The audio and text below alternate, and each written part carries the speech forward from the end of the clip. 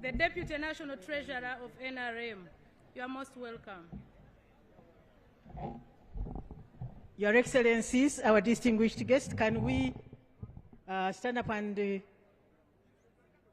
welcome back our chief guest who has now completed the inspection of the parade and the stores. Manaka to welcoming our chief guest, Eyalama Noi, Your Excellency, the Vice President. Welcome back from inspecting the exhibitions. I'm very sure you have seen so many good things that the women are working on. Women are making money, and we have been recognized under the NRM government, specifically His Excellency Yoweri Kaguta Museveni, who said that women should get special recognition. Your Excellency, you are welcome back. Maybe you can take your seat, and then we continue with prayers. We can all take our seats. We can remain in our humble positions, but we go on with prayers. Right now, Your Excellency, I would like to request you to allow me to invite the religious leaders to come and lead prayers. With the Christian, on the part of the Christian faith, we have Madam Roslyn Bingi Kawiso, who is the President of Mothers Union of Uganda.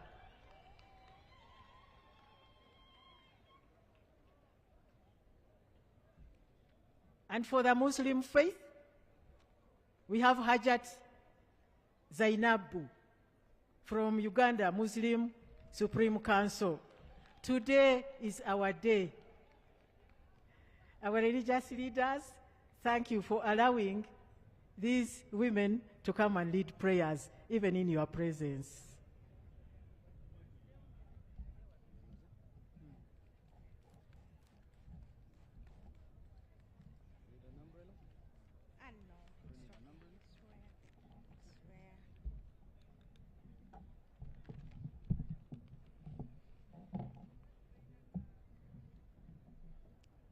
Her Excellency, the Vice President of Republic of Uganda, I respectfully observe the established protocol.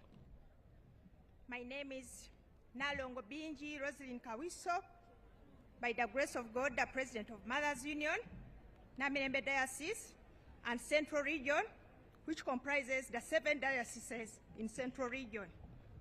It's my honor to lead us in prayers as we gather to commemorate International Women's Day together with the Interreligious Council, Women of Faith. Her Excellency, allow me to introduce the women of faith we are with today here from several, from various denominations. Lydian Mugerwa from SDA, Proskovia Matovu from Orthodox Church, Madame Florence Nasanga, she's our chairperson, Interreligious Women of Faith from Catholic denomination. Madame Sophie Kanyangi from National Chairperson, Muslim Supreme Council. Madame Odong from National Fellowship of Born Again. And then we have our head, our coordinator, Dr. Sengendo, coordinator and specialist in gender and women of faith prayers. Thank you very much. This is my quote. Give her a credit for all she does. She deserves respect of everyone. Proverbs 31:31. Let us humble ourselves in prayer, ladies and gentlemen. Almighty God, we thank you for the gift of life, for bringing us together today as we celebrate International Women's Day. We thank you for the women of Uganda and around the world for their strength love, resilience, and the vital role they play in our families and communities and in our nation, Uganda.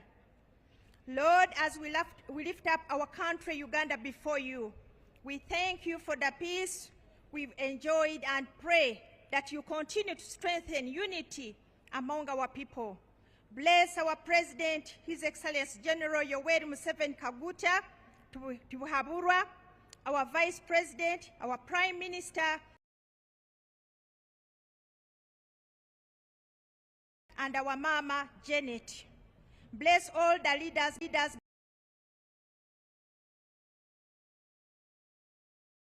and our Mama Janet.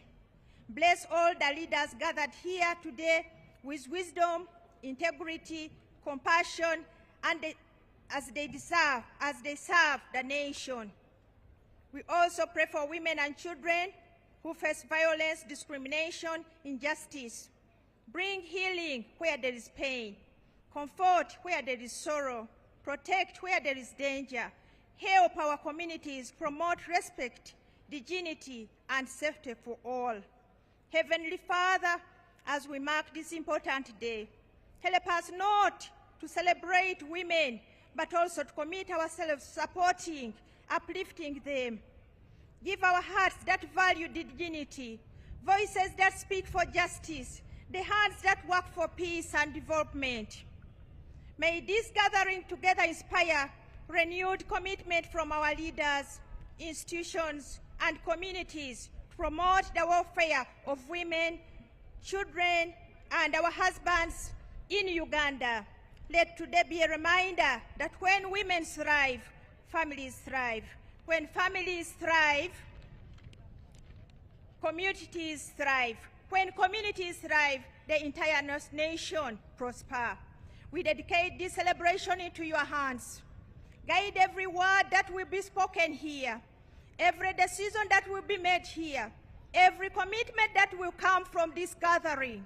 May all that happens here bring honor to your name and contribute peace, unity, development in our beloved nation, Uganda.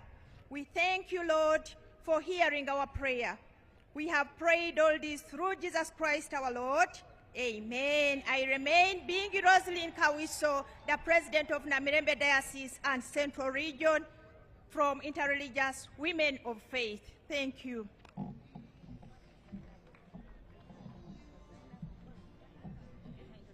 Your Excellency, the Vice President of Uganda, my name is Hajat Kenya and Sophia Safina.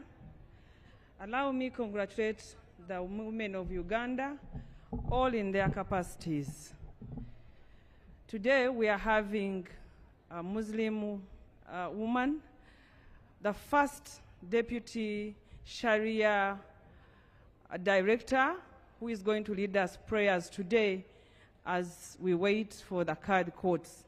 She's called Hajat Zainabu Nakabugo. Today she's leading our prayers, and I would like you to welcome her this achievement of Women's Day. Allow me, your Vice President, to thank the President on the pledge of the Muslim women, which we have rolled out successfully, and it is doing well in the whole of Uganda. And we appreciate the pledge that he has put across of 2 billion, and we promise that we will work hard to make sure we elevate poverty in Uganda among the women at the household level, following the socio-economic transformation of Uganda. Thank you. Assalamu alaikum wa rahmatullahi wa barakatuhu. Bismillahir Rahmanir Rahim. In the name of Allah, the most gracious, the most merciful. All praise is due to Allah subhanahu wa ta'ala, Lord of the worlds. We seek His help, His guidance, His forgiveness. May peace and blessings be upon our beloved Prophet Muhammad sallallahu alayhi wa sallam, his family, his companions, and those that followed his guidance until the day of judgment. Allah subhanahu wa ta'ala says in his glorious Quran, من عمل صالحا من ذكر أو أنثى وهو مؤمن فلنحيينه حياة طيبة ولنجزينهم أجرهم بأحسن ما كانوا يعملون. Surah An-Nahl.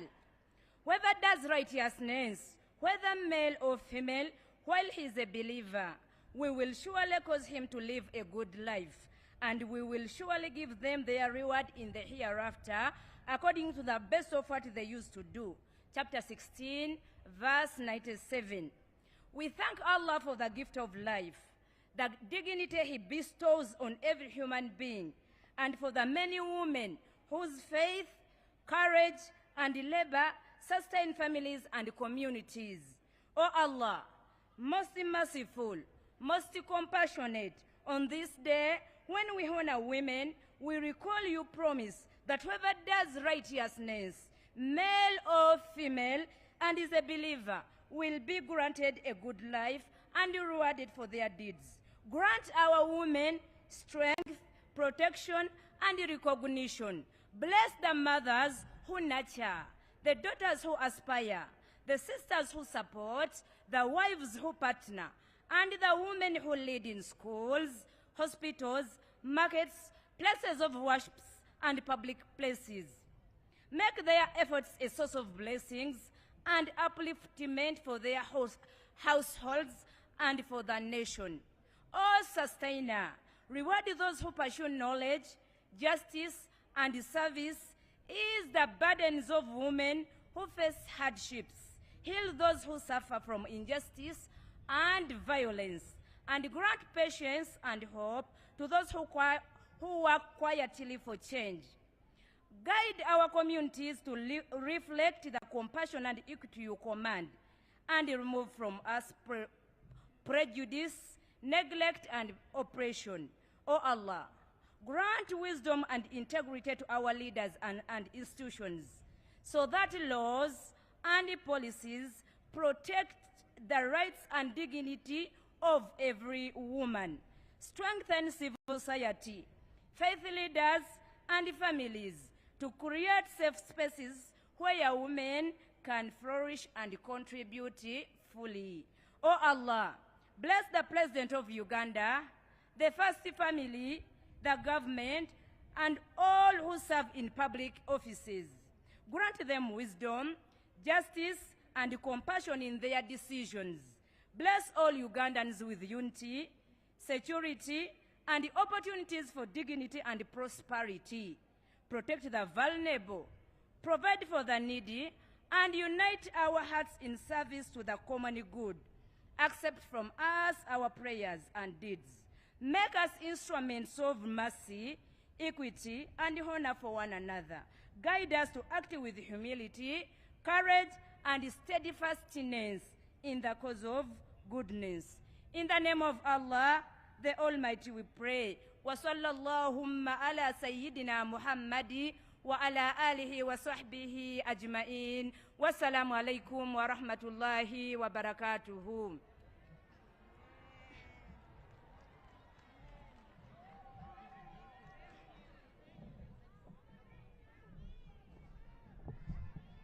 Your Excellency, the Vice President, Your Excellencies, our distinguished guests, that is women empowerment. That is a song to take them back to their seats.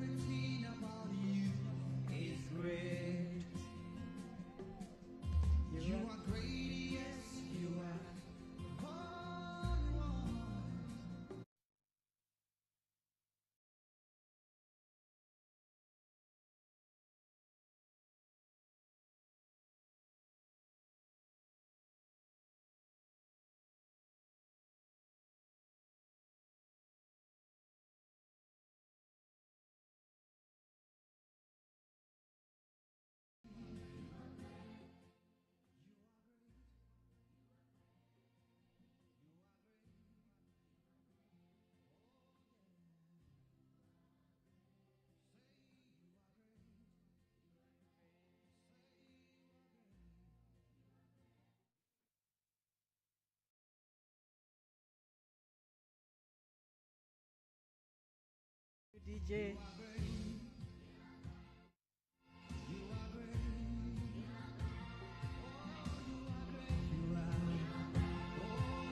Thank you, DJ. Thank you, DJ. The religious leaders are having a photo moment with Her Excellency, the Vice President. Cameras, muliwa. Hey, that is a photo moment. This is an historic day. We have the Vice President, who is a woman. Yeah.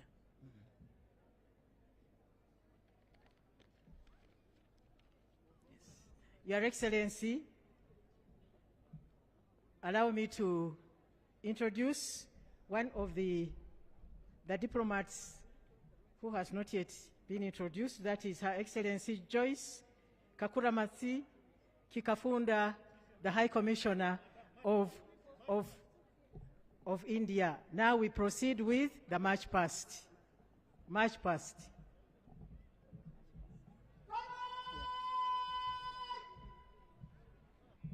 Your Excellency, distinguished guests, ladies and gentlemen, it's time for march past.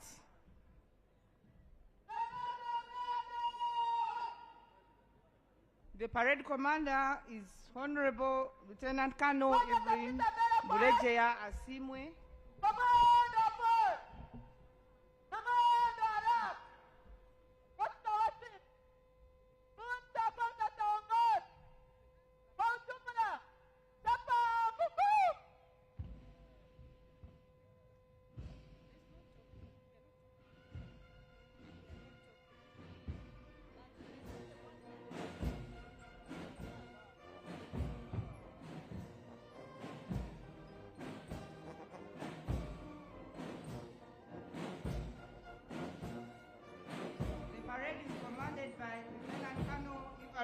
Asimwe, and the parade second in command is Major Miriam Akelo Opio.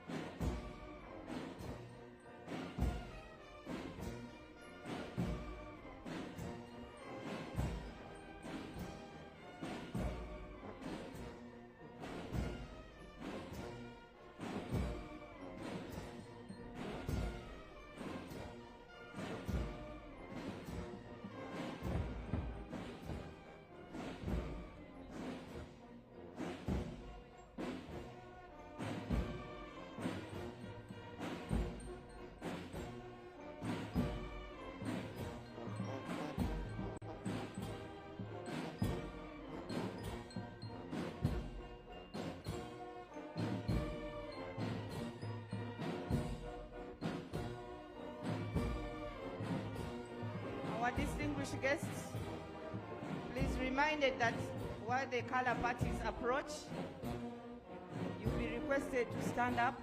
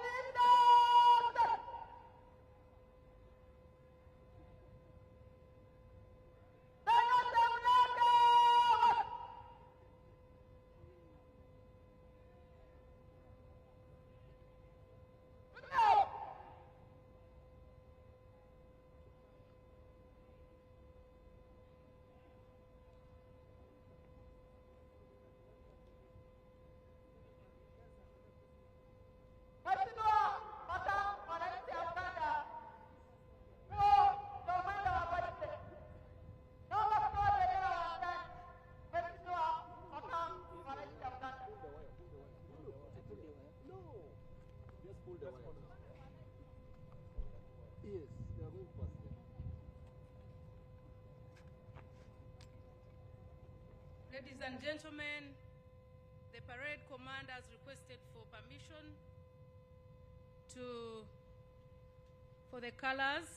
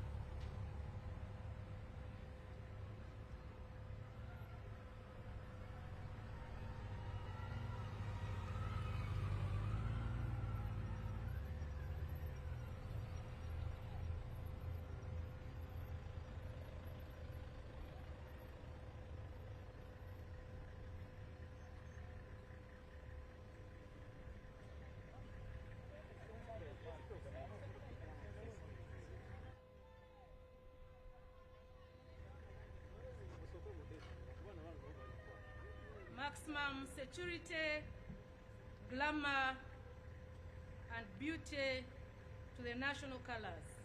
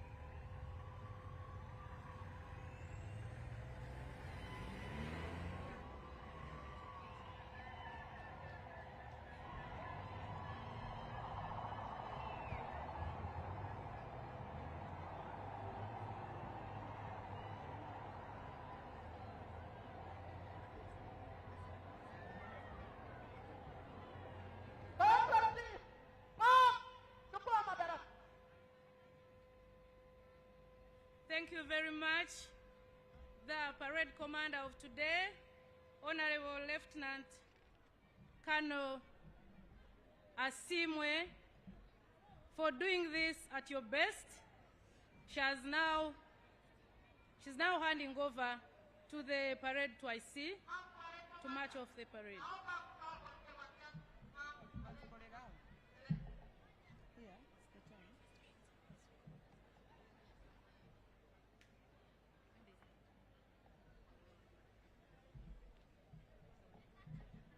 Thank you so much, Ma'am. Honorable Lieutenant Colonel Evelyn Ureje Asimwe, for a wonderful demonstration. She has now handed over to the parade second in command, Major Miriam Makelo Pio.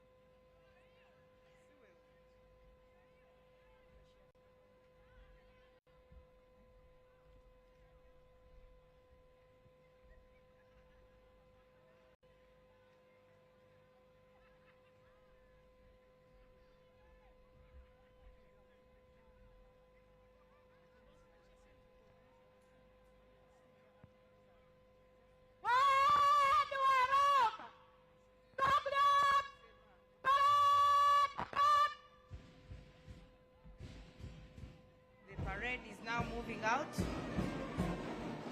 under the command of the parade second in command. Her Excellency, Ma'am, I would like to recognize the presence of Lieutenant General Samo Kiding, the Deputy Chief of Defense Forces.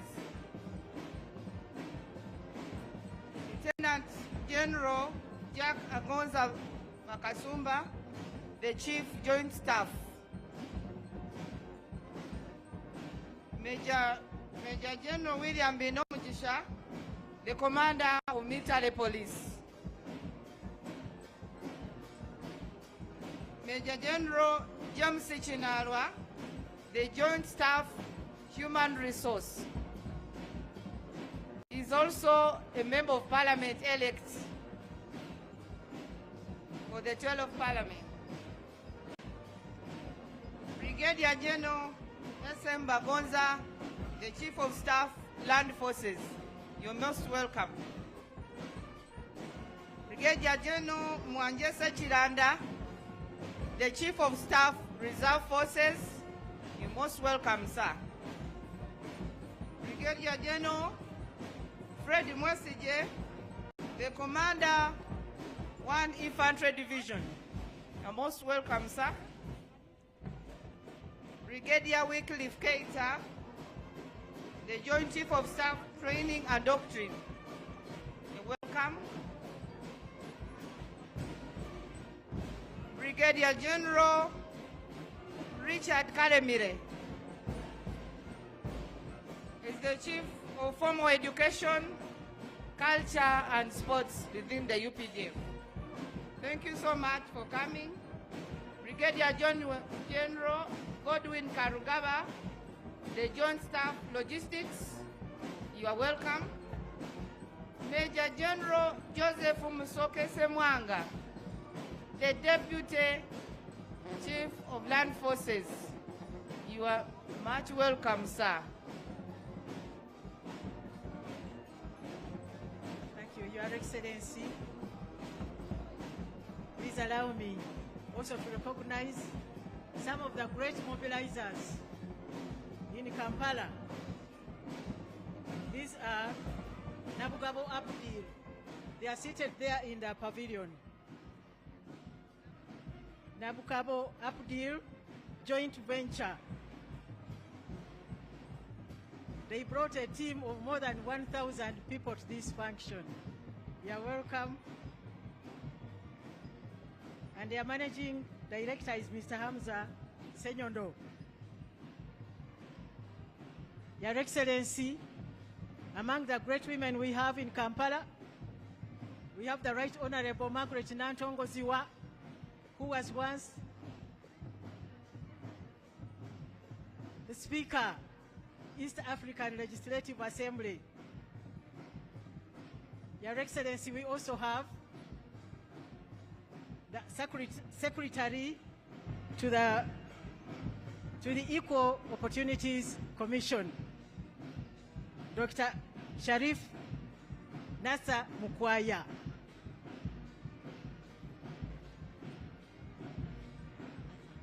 Your Excellency, the women who are here have come from all the districts of Uganda. Therefore, Afande, you are most welcome to this function, and we are proud to have you here. We've been talking about you as one of the empowered women of Uganda that we have. We have, in a special way, we are recognizing the women from the oil city, Hoima. They came with a total of 62 people mobilized by the Minister of State Public Service, Honorable Mary Grace Mugasa. Your Excellency, we thank you. The theme for this function in Kiswahili now, Your Excellency, is kuimarisha uwekezaji ili kutoa fursa kwa kuzingatiwa haki kwa wanawake na wasichana wote nchini Uganda. That is, scaling up investment to accelerate access to justice for all women and girls in Uganda. Your Excellency, we are showing you that in Uganda we are learning Kiswahili very fast. Your Excellency, we would now like to hand over to the Director of Ceremonies. We have been Assistant Directors of Ceremonies. My name is Alice Abwoli Muwanguzi, Special Presidential Assistant in the Office of the President.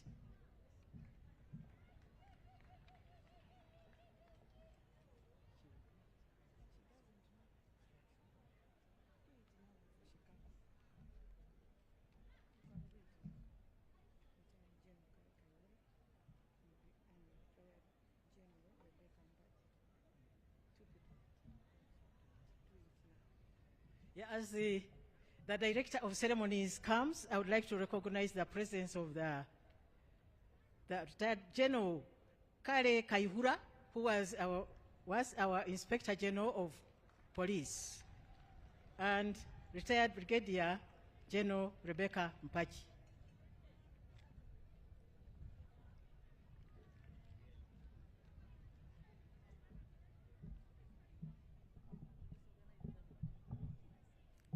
Your Excellency, the Vice President of the Republic of Uganda, retired Major Jessica Alupo,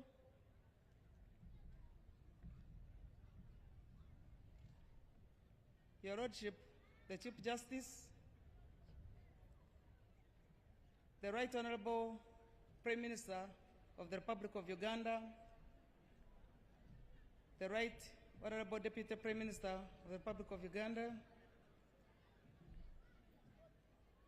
the Secretary General of the National Resistance Movement, the leader of the opposition party in Parliament, Honorable Ministers, Members of Parliament, Your Royal Highnesses, traditional and cultural leaders, religious leaders, Your Excellencies, the ambassadors and high commissioners, religious leaders, distinguished guests, ladies and gentlemen. I'm greatly honored to be the Director of Ceremonies as Uganda joins the rest of the world to celebrate the International Women's Day 2026. I'm sincerely privileged to have stood on this pulpit for the last 10 years as a Director of Ceremonies. I appreciate the appointing authority for giving me this very great opportunity to perform this responsibility. Today, as we celebrate and recognize the contribution of women to national development, regional integration, and the achievement of the Global Sustainable Goals. Our focus today is scaling up investment to accelerate access to justice for all women and girls in Uganda. Indeed, as we scale up justice, we have to recognize where we've come from. Uganda was privileged to be one of the first countries in Africa to provide opportunity for women to take a center stage in the leadership of the country, to determine and shape policies that favor women in the economic development of our country. The struggle for women emancipation and gender equality started way back in the 1946. In 1998, the Convention on Elimination of All Forms of Discrimination was able to constitute in New York. We are lucky and privileged today to have one of those who represented us in one of these struggles in Mexico. There was a special presidential assistant who I would wish to recognize today because we are lucky she's still available and present. Special Presidential Assistant of Police, Nakavira Jane Nance, represented us in Mexico in 1975. She is around. I wish to request her to step forward over there so that we can give her a big hand of applause. Thank you very much. Ladies and gentlemen, our demand for equal rights and access to justice is not just a modern fashion. It is a way, a pathway through which Uganda would be able to develop faster.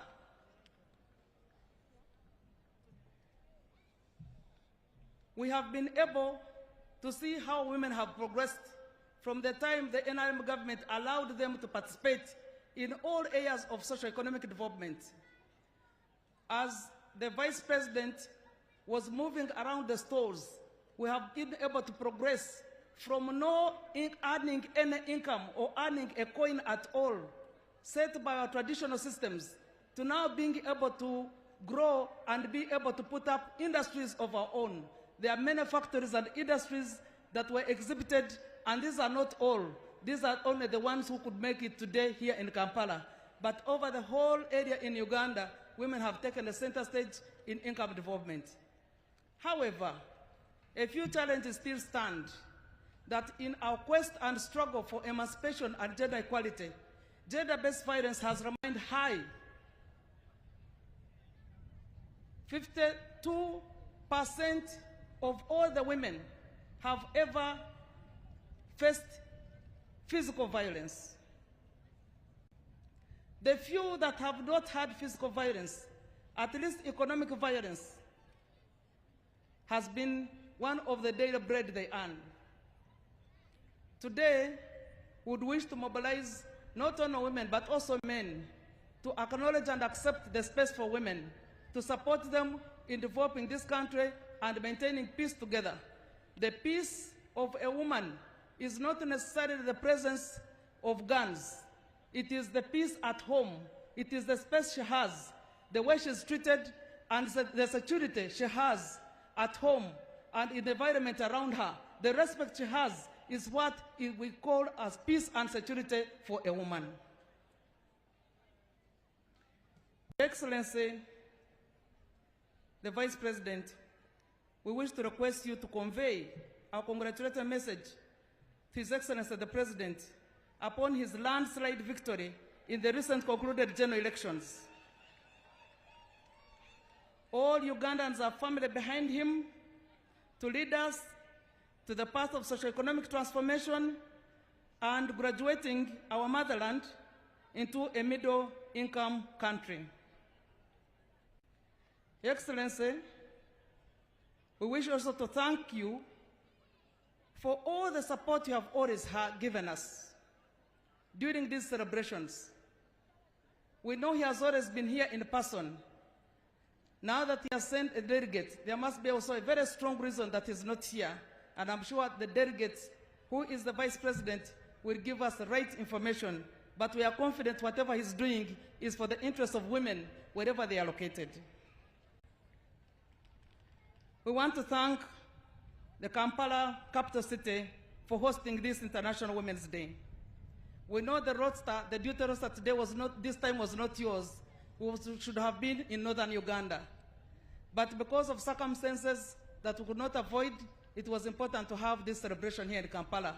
And at short notice, you were able to host us. We want to thank you so much. And on this note, allow me to thank the Minister, Honorable Mr. Kabanda, the Minister for Kampala, Capital City, and Metropolitan, for taking lead in cleaning Kampala. Thank you very much for cleaning it up.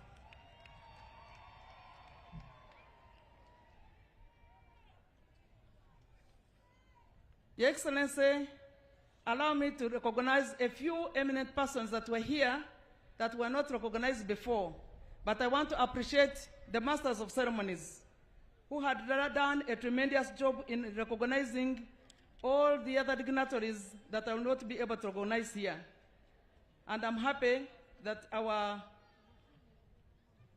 Assistant Masters of Ceremonies had done a perfect job.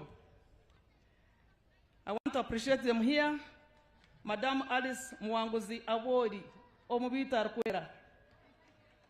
Thank you so much for always holding the platform, taking us through. You know our history, you know where you are going, and you have groomed a number of us. We never make mistakes on this microphone because of the presence of this lady. She has been our super glue on this podium. Thank you very much. Step forward and everybody recognize you by a hand clap. In our women fraternity, we would have called her a journal, and I think she deserves to be. We have Assistant Superintendent of Prisons, Mary Centenary. She looks as a centenary bank. Assistant Commissioner of Prisons has corrected me. Thank you very much for taking up this stage and for enduring the sun on every ceremony we have. We have always had you. Thank you for perfecting the skills. Major Terry Murunji Flavia, Omubwat. Thank you very much. This one is the Director of Information in the Reserved Force. Thank you so much for perfecting the skills. We look upon you for the coming generation of the young people. You are their lead Masters of Ceremonies. We thank you for the job well done. Allow me to recognize colleague ministers who are here present. Honorable Samuel Helen, the Minister of State for Disability Affairs. She's over there. Thank you very much for the job you have been doing with persons with disabilities in the country. The Right Honorable the Second Deputy Prime Minister, Mama Lukia Nakadama, who was my predecessor. I am proud of her, that all the information she left in office is what I utilized to shine on the platform. Thank you so much for laying a very good foundation. Madam Alice Kaboya was my former boss at the State House. She's now Minister of State in the Prime Minister's office, responsible for Ruero Triangle. Thank you for mobilizing our fighters. Abarwanyi ba febonaba mumanyi akozo murimo gwamanyi nyo. Thank you so much and congratulations upon reaching this milestone. Honorable Peter Okeris, Minister of State for Karamoja Affairs, Office of the Prime Minister. He was one of the first to come here in the morning. Thank you, Papa, for gracing this occasion. Honorable Mugisa Grace, Mary, Minister of State, Public Service, congratulations and thank you for being with us. Honorable Victoria Rusoke, Atwoki, Omubitokati, thank you very much. She's the Minister of State for Local Government. Local government is one of the biggest ministries we have. She manages to marshal it up with the Honorable Rafael Magezi. Thank you so much for gracing this occasion. Honorable Helen Adoa, the Minister of State for Agriculture, responsible for fisheries, thank you for ushering women into the lake. The women are now fishing on their own. They are not waiting for fishermen to bring fish. Now I don't know the name we should be giving women who are fishing. Are they fisherwomen or fishermen? Fisherwomen.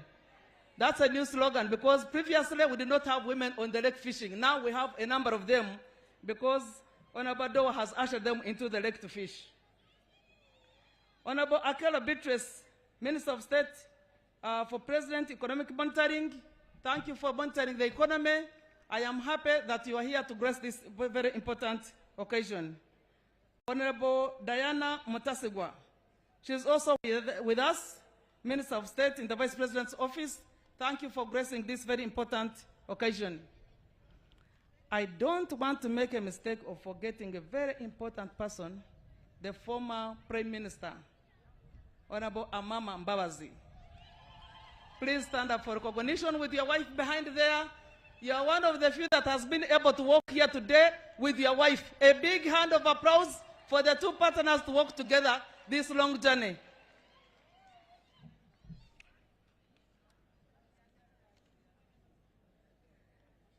I also wish to recognize the presence of our ambassador to Turkey, Honorable Nusrat Peru. I'm sure everybody knows her because of the role she played in mobilizing for canvassing for votes in the recently concluded elections. But she has been in the trenches of the struggle for gender equality and women emancipation.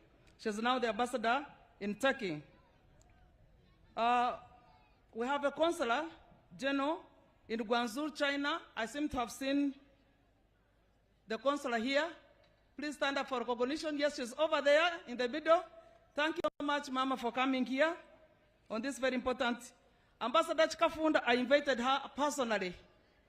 She's from India. Thank you so much for gracing this very important occasion. We cherish the journey you have been making and for the progress, the fight for gender equality. I don't want to take you longer because I'm sure many people have been invited, but allow me kindly to recognize the cultural leaders. His Royal Highness Isa Sabaruri of Bururi Kingdom is the chairperson of Uganda Kings and Cultural Leaders Forum. He's there in his royal regalia. Your Royal Highness Paul Sunday Emormol, Papa Iteso. Please, a big hand of applause. Ambassador John Atim, who has been the Secretary General of the Forum for the Cultural Leaders, is also here with us. We want to recognize you in a special way, and thank you for gracing this very important occasion.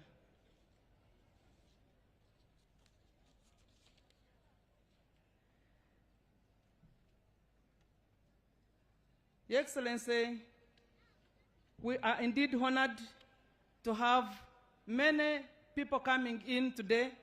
I am unable to introduce everybody, but allow me, in general terms, thank you so much for gracing this very important occasion. Thank you for recognizing the efforts of women. I want in a special to thank the media. The media has pitched it up. This important celebration is not only happening here, but everybody is viewing us online. And the whole of this week, they have been showcasing the women's progress in achieving equality and justice, and also their contribution towards socio-economic development. Allow me, on this very important occasion, to request the minister, before I request the minister, we have the chairperson of the Women Council. Our chairperson of the Women Council, who has been with us for the last 7 years, Madam Farida. Madam Farida Chivawa, please walk slowly. Walk slowly and get here.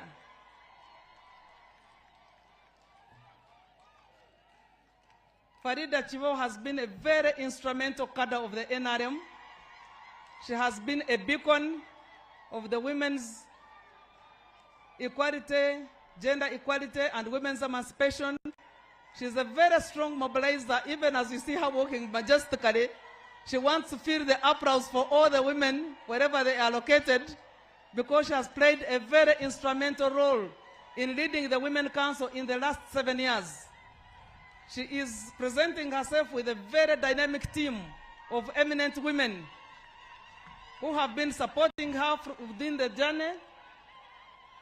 From the time she walked in office, she has worked with her team to this particular day as we celebrate the International Women's Day 2026.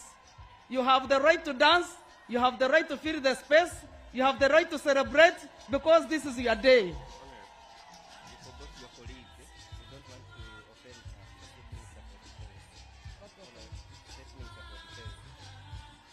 Allow me kindly to recognize the presence of Honorable Huda Olel Abson, the Minister of State for Defense and Veteran Affairs. Thank you so much for joining us. Thank you so much for coming and for celebrating with us. Madam Farida, please take your space. Honorable Nabakova, I beg your pardon. Honorable Nabakova has been with us all through. The Minister for Lands, she has clarified, she has enabled the Land Committee. Many reforms now are within the land section. Let me mention this properly. The number of reforms she has made, Honorable Nabakova want to appreciate, that you can go online and apply for a land title and have it in your names, and you will get it and in a very record time. So we want to thank you so much for this landscape achievement you have made in the lives of women. It was one of the hard spaces for women to get to acquire a land title. But within your time, I am told 30% of the women, of the people who own land, 30% of the women have registered land. Congratulations, thank you for coming to join this important occasion.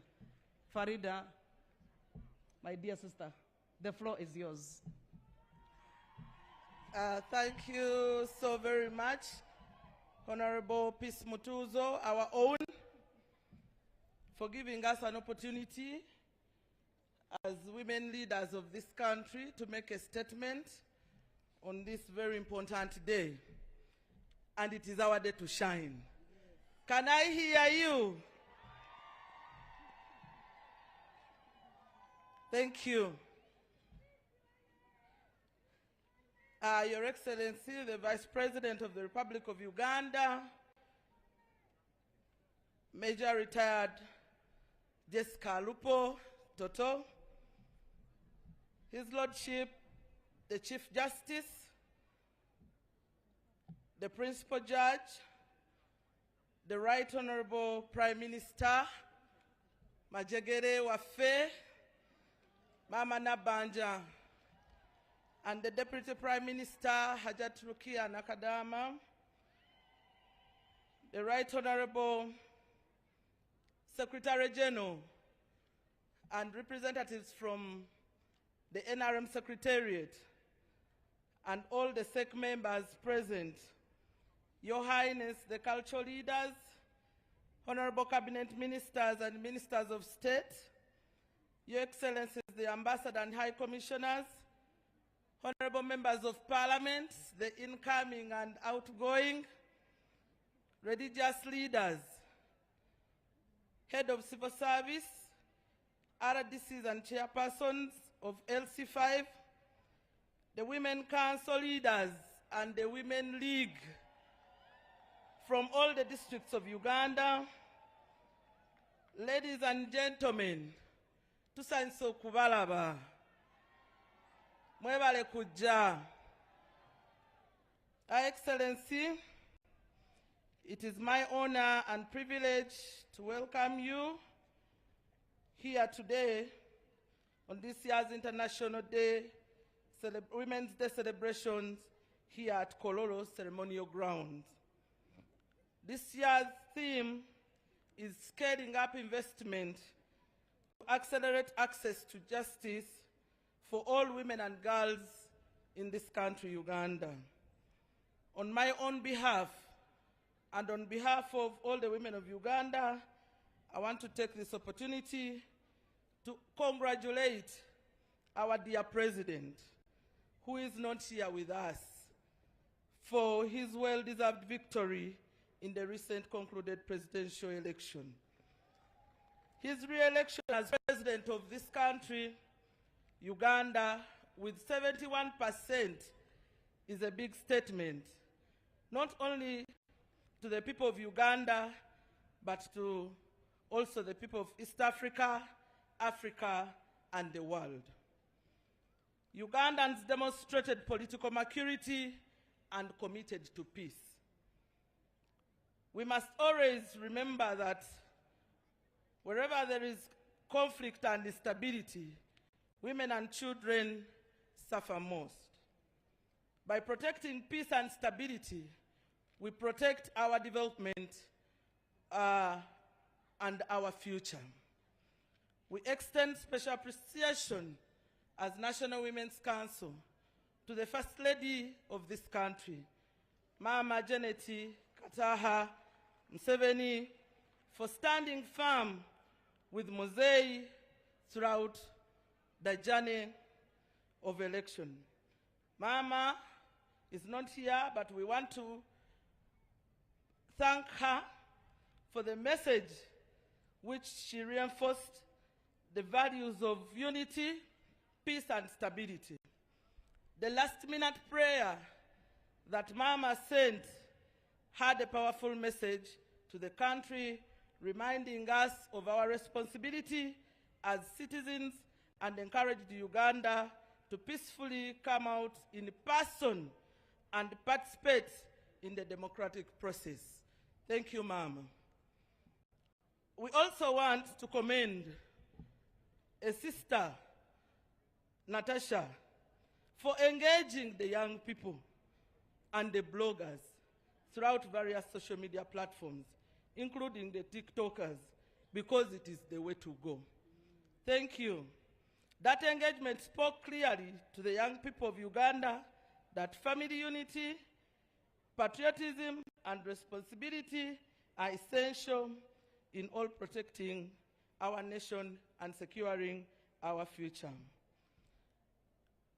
Our dear chief guest, I want to appreciate everyone who supported the president, especially the women across the country, who have always supported Mosei spiritually, financially, morally, and throughout intensive mobilization.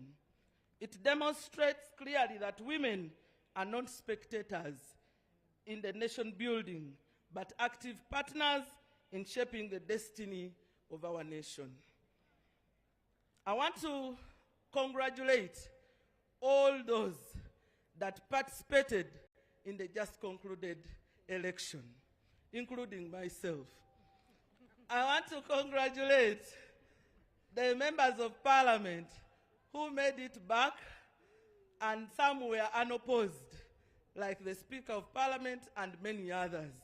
And those that contested, we congratulate you. We also want to congratulate those who didn't make it. Congratulations. That is the beginning of the journey. In a very special way, I want to congratulate the National Women's Council. National Women's Council has proved to be a nursery bed that grooms future leaders. With me here on my executive, I have already members of parliament from the National Women's Council. Can I ask the members of parliament to step forward? Honorable Linda, she will introduce herself. Please come and introduce yourself. Thank you so much, Your Excellency. My chair, I observed all the protocol. My name is Awuma Linda Agnes. I'm the woman member of parliament for the people of Lira district. And I would like to also thank my people for giving me a second term. Thank you so much. I'm also the vice chairperson for the National Women Council. Women, oye! Oye! Uganda women, oye! Oye! Arise, shine, and feed the nation. Thank you.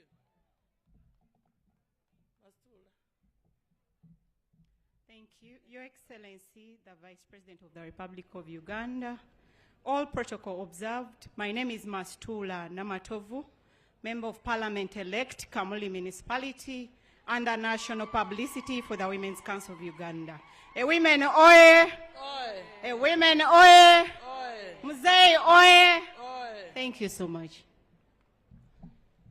I want also to congratulate in a very special way the women who made it to the Central Executive Committee, headed by the chair of the Women's League, Honorable Adrian Kobsinje. You can stand up for recognition. And the executive members of the Women's League.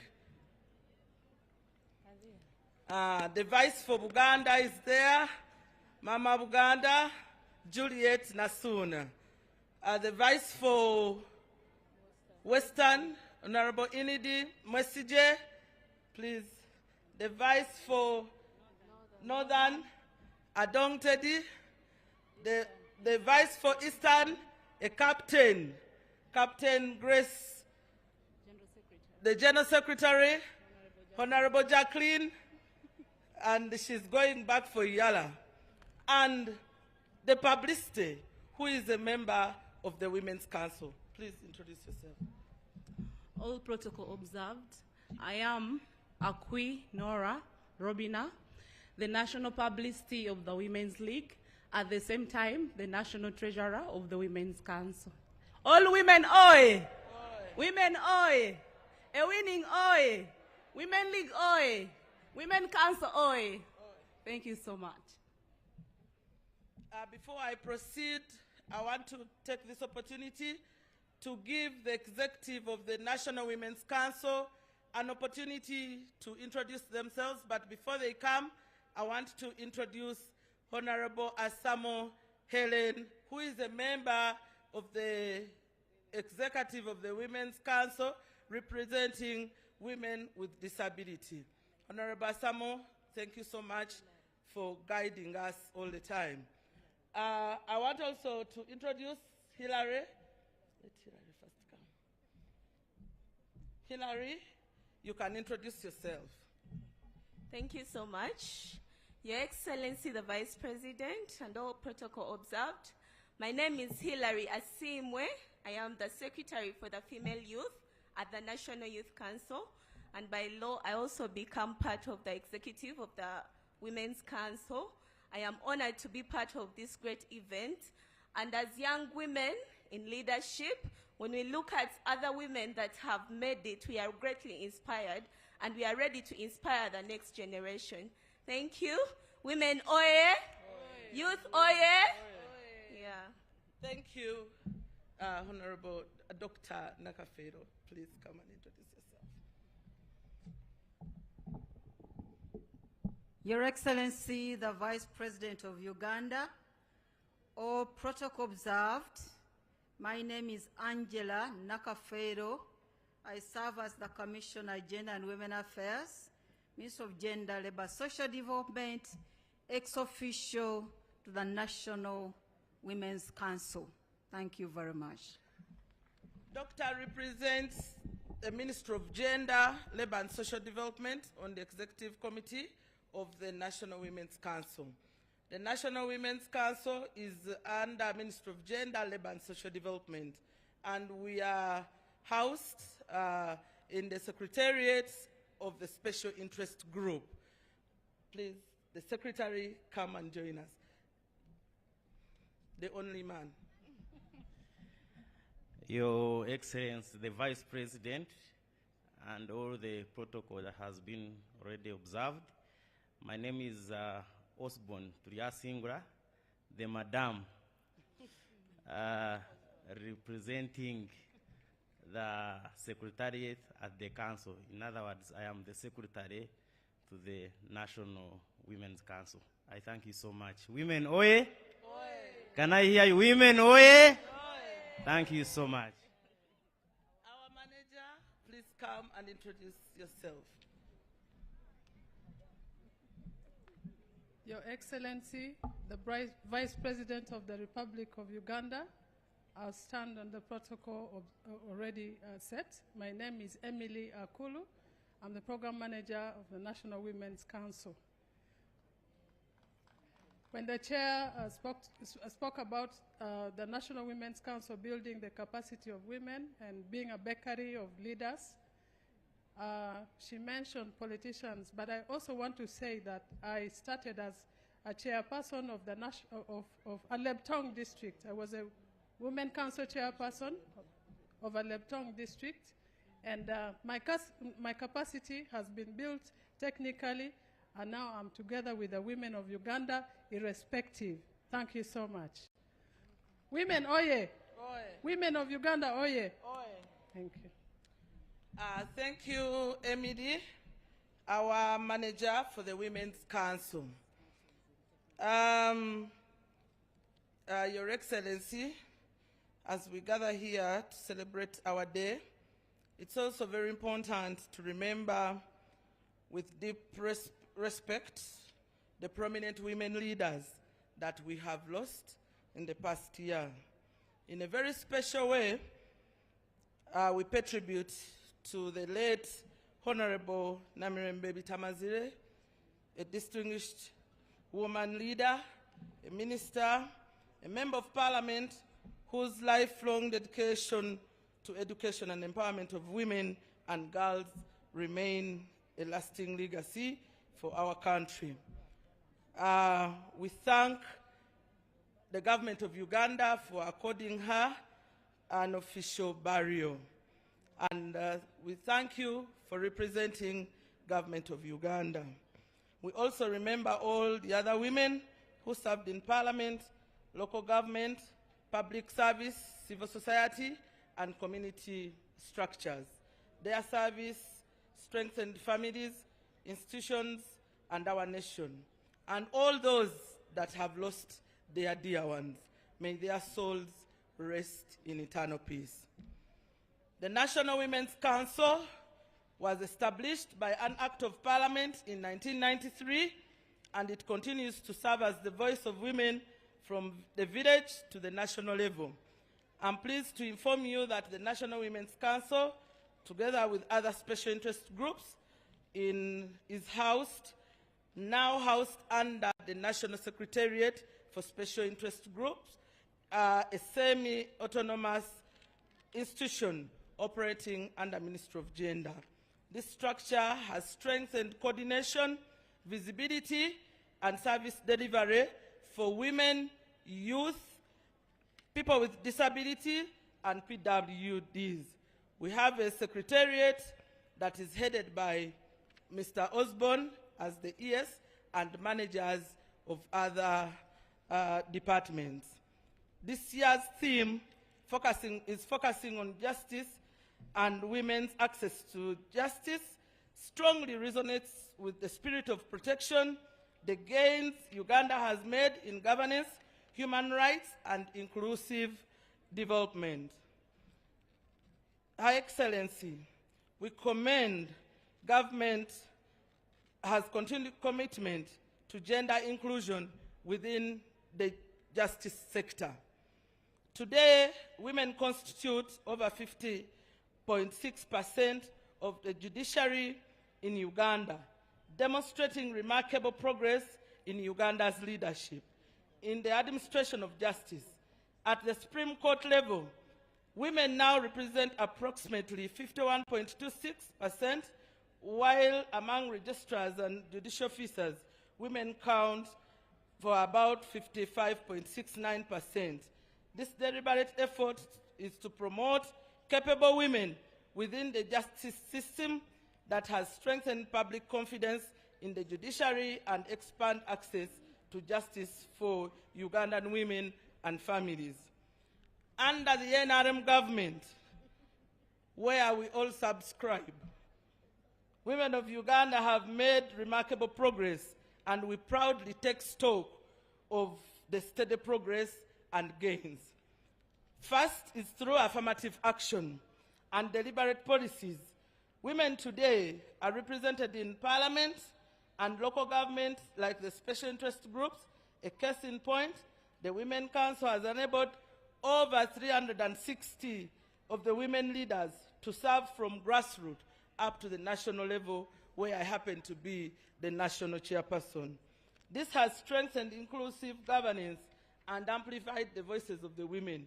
It's also evident that the women now serve with distinction in sectors such as security, finance, agriculture, ICT, banks, education, science, health, business, name it, innovation, value addition, roles which were once unimaginable.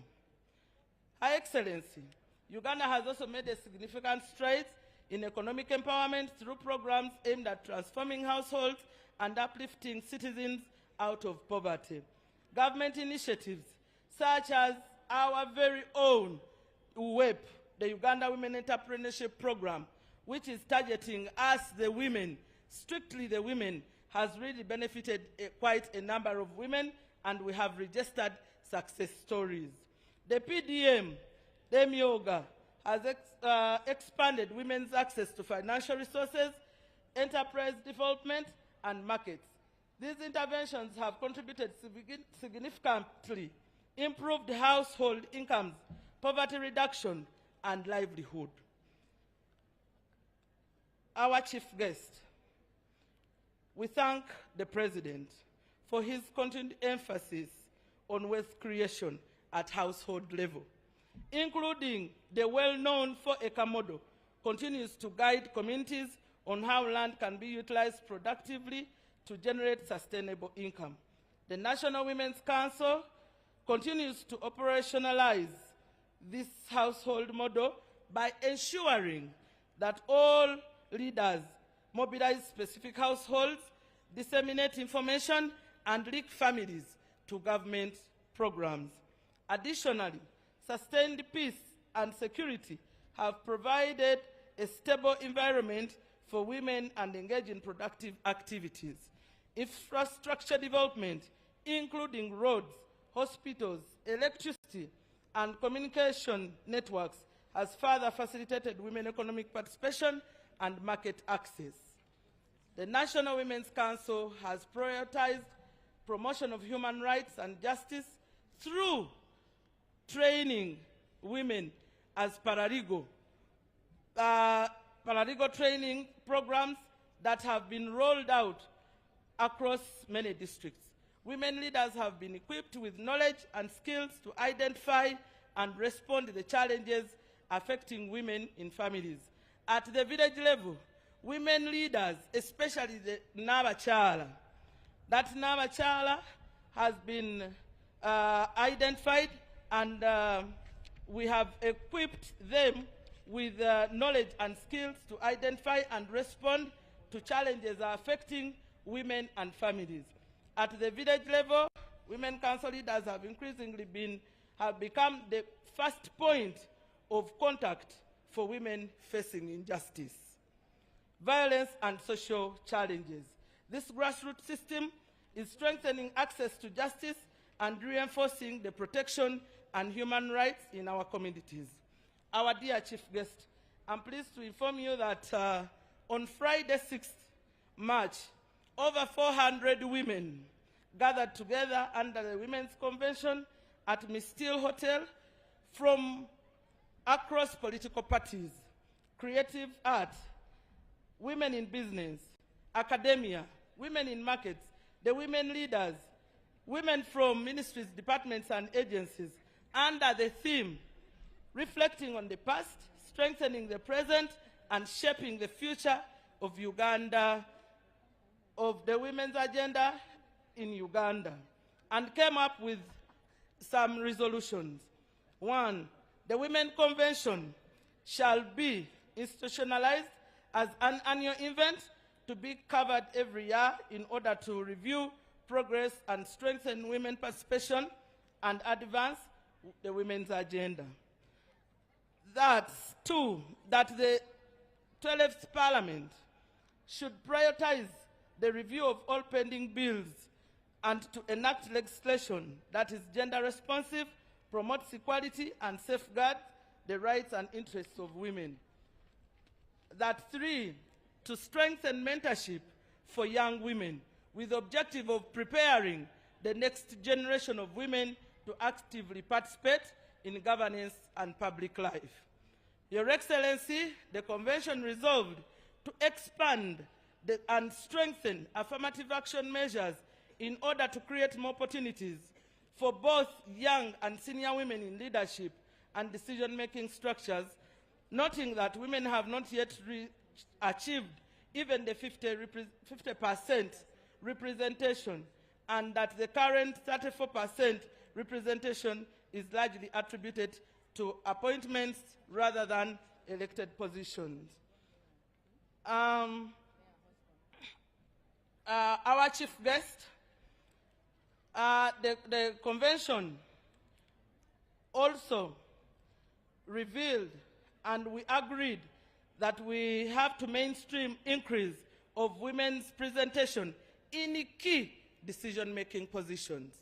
Those are heads of departments, agencies, and administrative units. We recommended that we get more women in key decision-making positions. Like you're aware, the National Women's Council, by law, is mandated to convene an annual council meeting. I also want to present to you, our dear chief guest, the resolutions of the Women's Council Conference that sat yesterday at Africana and was well attended by all the women leaders from the 146 districts and cities. Ministers also attended, and the Secretariat, and we had resolutions. One was to review and amend the legal provision governing the lining up method used to vote during primary elections, noting that the practice is gender biased, undermines democratic principles, exposes women to intimidation and violence, and is inconsistent with dignity and safety of voters, particularly women. That was one of the recommendations. And two, the Council resolved that we identify and document, profile women who have attained leadership positions and have progressed through the structures of the National Women's Council. A case in point, the Right Honorable Prime Minister started as a chairperson of the Women's Council in her village until she made it to the district, a minister, commissioner, RDC, name it, up to the office of the Prime Minister. Congratulations. We have Mama Ziwa Margaret, the former Yala MP Speaker, who was the first chair of the Women's Council. We have my predecessor, my Honorable Rose Najemba Mbabali. She's there. You have, those women have represented us very well. We have Mama Grace Caballo. We have Mama Rose Chirabida, Honorable Rose Chirabida. She started in the Women's Council and she served as RDC until she contested to become a Member of Parliament for Wachisum. We have Mama Mbabazi Jacqueline. She was also in the structures, and many. The list is long. We actually agreed and resolved that we are going to profile them, and we appreciate their contribution, and we want to thank you. You have ably represented us very well. We resolved that capacity building and training on different skills, the paradigms for women leaders. Secondly, we want to train the women leaders on their roles and responsibilities. There is a danger when we have leaders who do not even know their roles and responsibilities.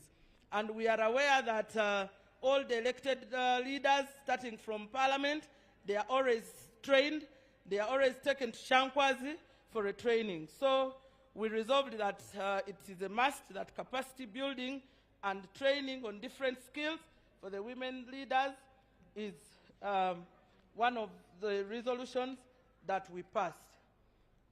However, Your Excellency, as National Women Council, we are willing to have a more structured and deepened discussion on the matters for collective good of our women in this country with the President of the Republic of Uganda, because there are pending pledges that have not been fulfilled. These ones, we talked about them and we discussed, so we kindly request that he gives us an appointment to discuss on some of these things. Your Excellency, as we have registered a number of achievements, we have also have some challenges that have remained. One, the increasing cases of teenage pregnancy continue to threaten the future of many girls. We call upon Parliament and relevant institutions to strengthen laws and enforcement mechanisms to protect our girls, keep them in school, and ensure perpetrators are held accountable. Violence against women and girls also continues to undermine our progress. Gender-based violence, child marriage, and other harmful practices must be addressed with renewed commitment. Protecting the rights and dignity of women and girls must remain central to our national development agenda. Over the years, the women have demonstrated that they can lead effectively, manage resources responsibly, build successful enterprises, protect peace and transformation.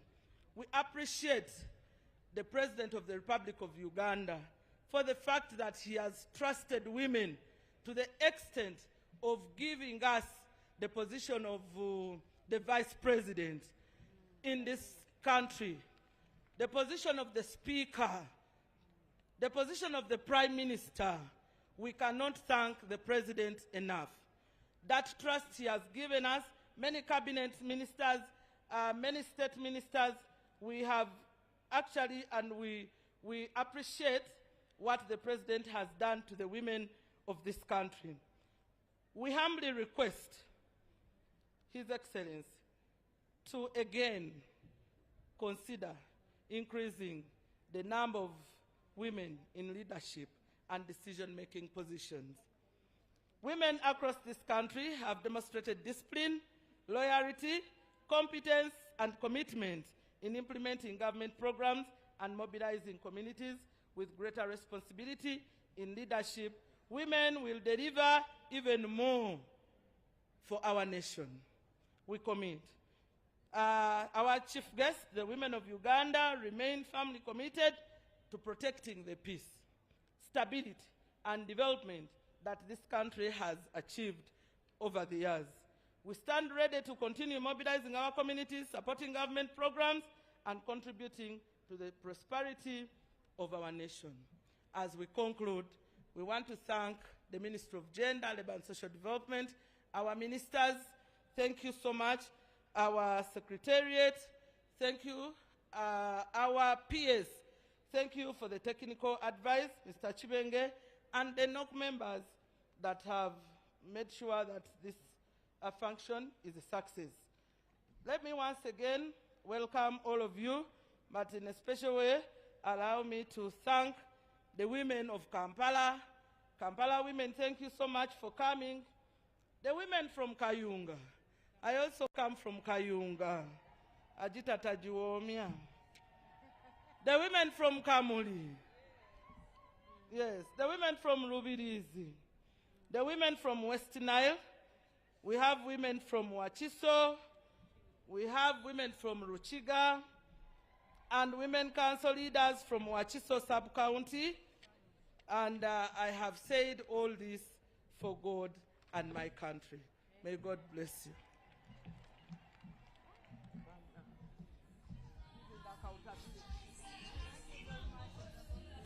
As you dance, you are free to dance and enjoy the rest of the day as you walk back to your seats.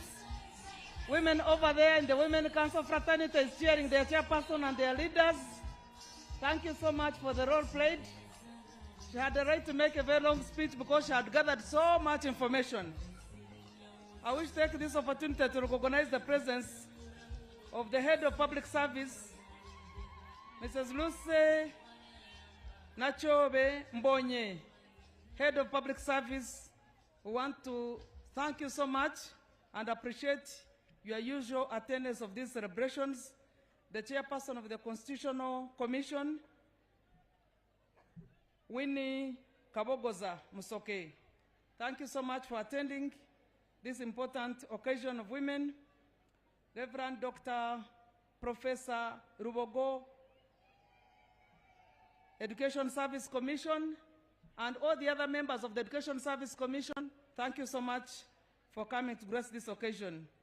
Ms. Jane Mwesugwa Chasimire, Deputy Head of Public Service, thank you so much for also coming here. The heads of departments from all the other ministries and government agencies, thank you for coming. I forgot to recognize my brother and colleague, Honorable Magodo James Kuya, Minister of State, East African Community. Thank you for coming to grace this occasion. They are new firebrand members of Parliament elect. Wherever you are, please stand up for recognition. The newly elected members of Parliament, even if you are coming back for the third, fourth time, for as long as you have just been newly elected, congratulations. Oh, I can see that the former chairperson of the Women League. Yes, she's here with us. She's putting on proper yellow from A to Z. She's over there. Congratulations, my sister, for making it to Parliament. But I want also to thank in a special way the members of Parliament, the sitting members of Parliament, the women sitting members of Parliament. Where are you located? Uganda. I'm told next month, 24th, midnight, we shall be concluded that term of office. I wish to recognize you in a very special way. You have made a very formidable team in supporting legislations that lead towards gender equality and women empowerment. And all the men that you come along with, male members of Parliament, wherever you are located, please stand up for recognition. All the male members of Parliament who have come to join us today. Thank you so much for coming. There is one over there in the middle, and another one. Oh, those are male champions. Please thank them and clap for them, because they have recognized our day and they are here for us. I also want to recognize my sister, Madame Grace Caballo, the Secretary General of the Pan-African Women Organization of the African Union. Thank you very much for taking Uganda abroad. At least on that scene, we have seen you there for us. Reverend Professor Dr. Florence Isabirye, Mulanga, whenever you hear the word Mulanga, then you know they talk. She's the Director General, Presidential Initiative on Banana Industrial Development. The talker lady is here. The powder talker is here. You don't have to carry a whole branch with all its feathers, with all its leaves. Please, as those who are going to New York, go over there and carry the talker in just a pack.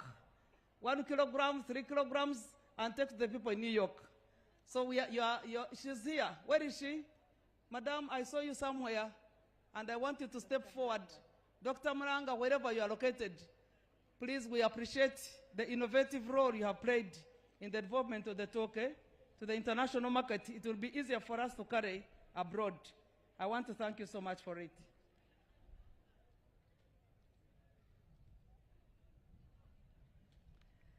I would wish to request now the director, the UN resident coordinator, Mr. Leonard Zuru, to step forward and make a statement on behalf of the development partners we have worked closely with in driving the gender equality and women's empowerment agenda. Please step forward with your team and make a statement. We have been happy and privileged to work with you. All our diplomatic members here, you have played a very fundamental role, and I like the way you are coordinated. You make one statement, you move in a team, you walk straight, You work in partnership and everything. Please step forward. The platform is yours. Is he here?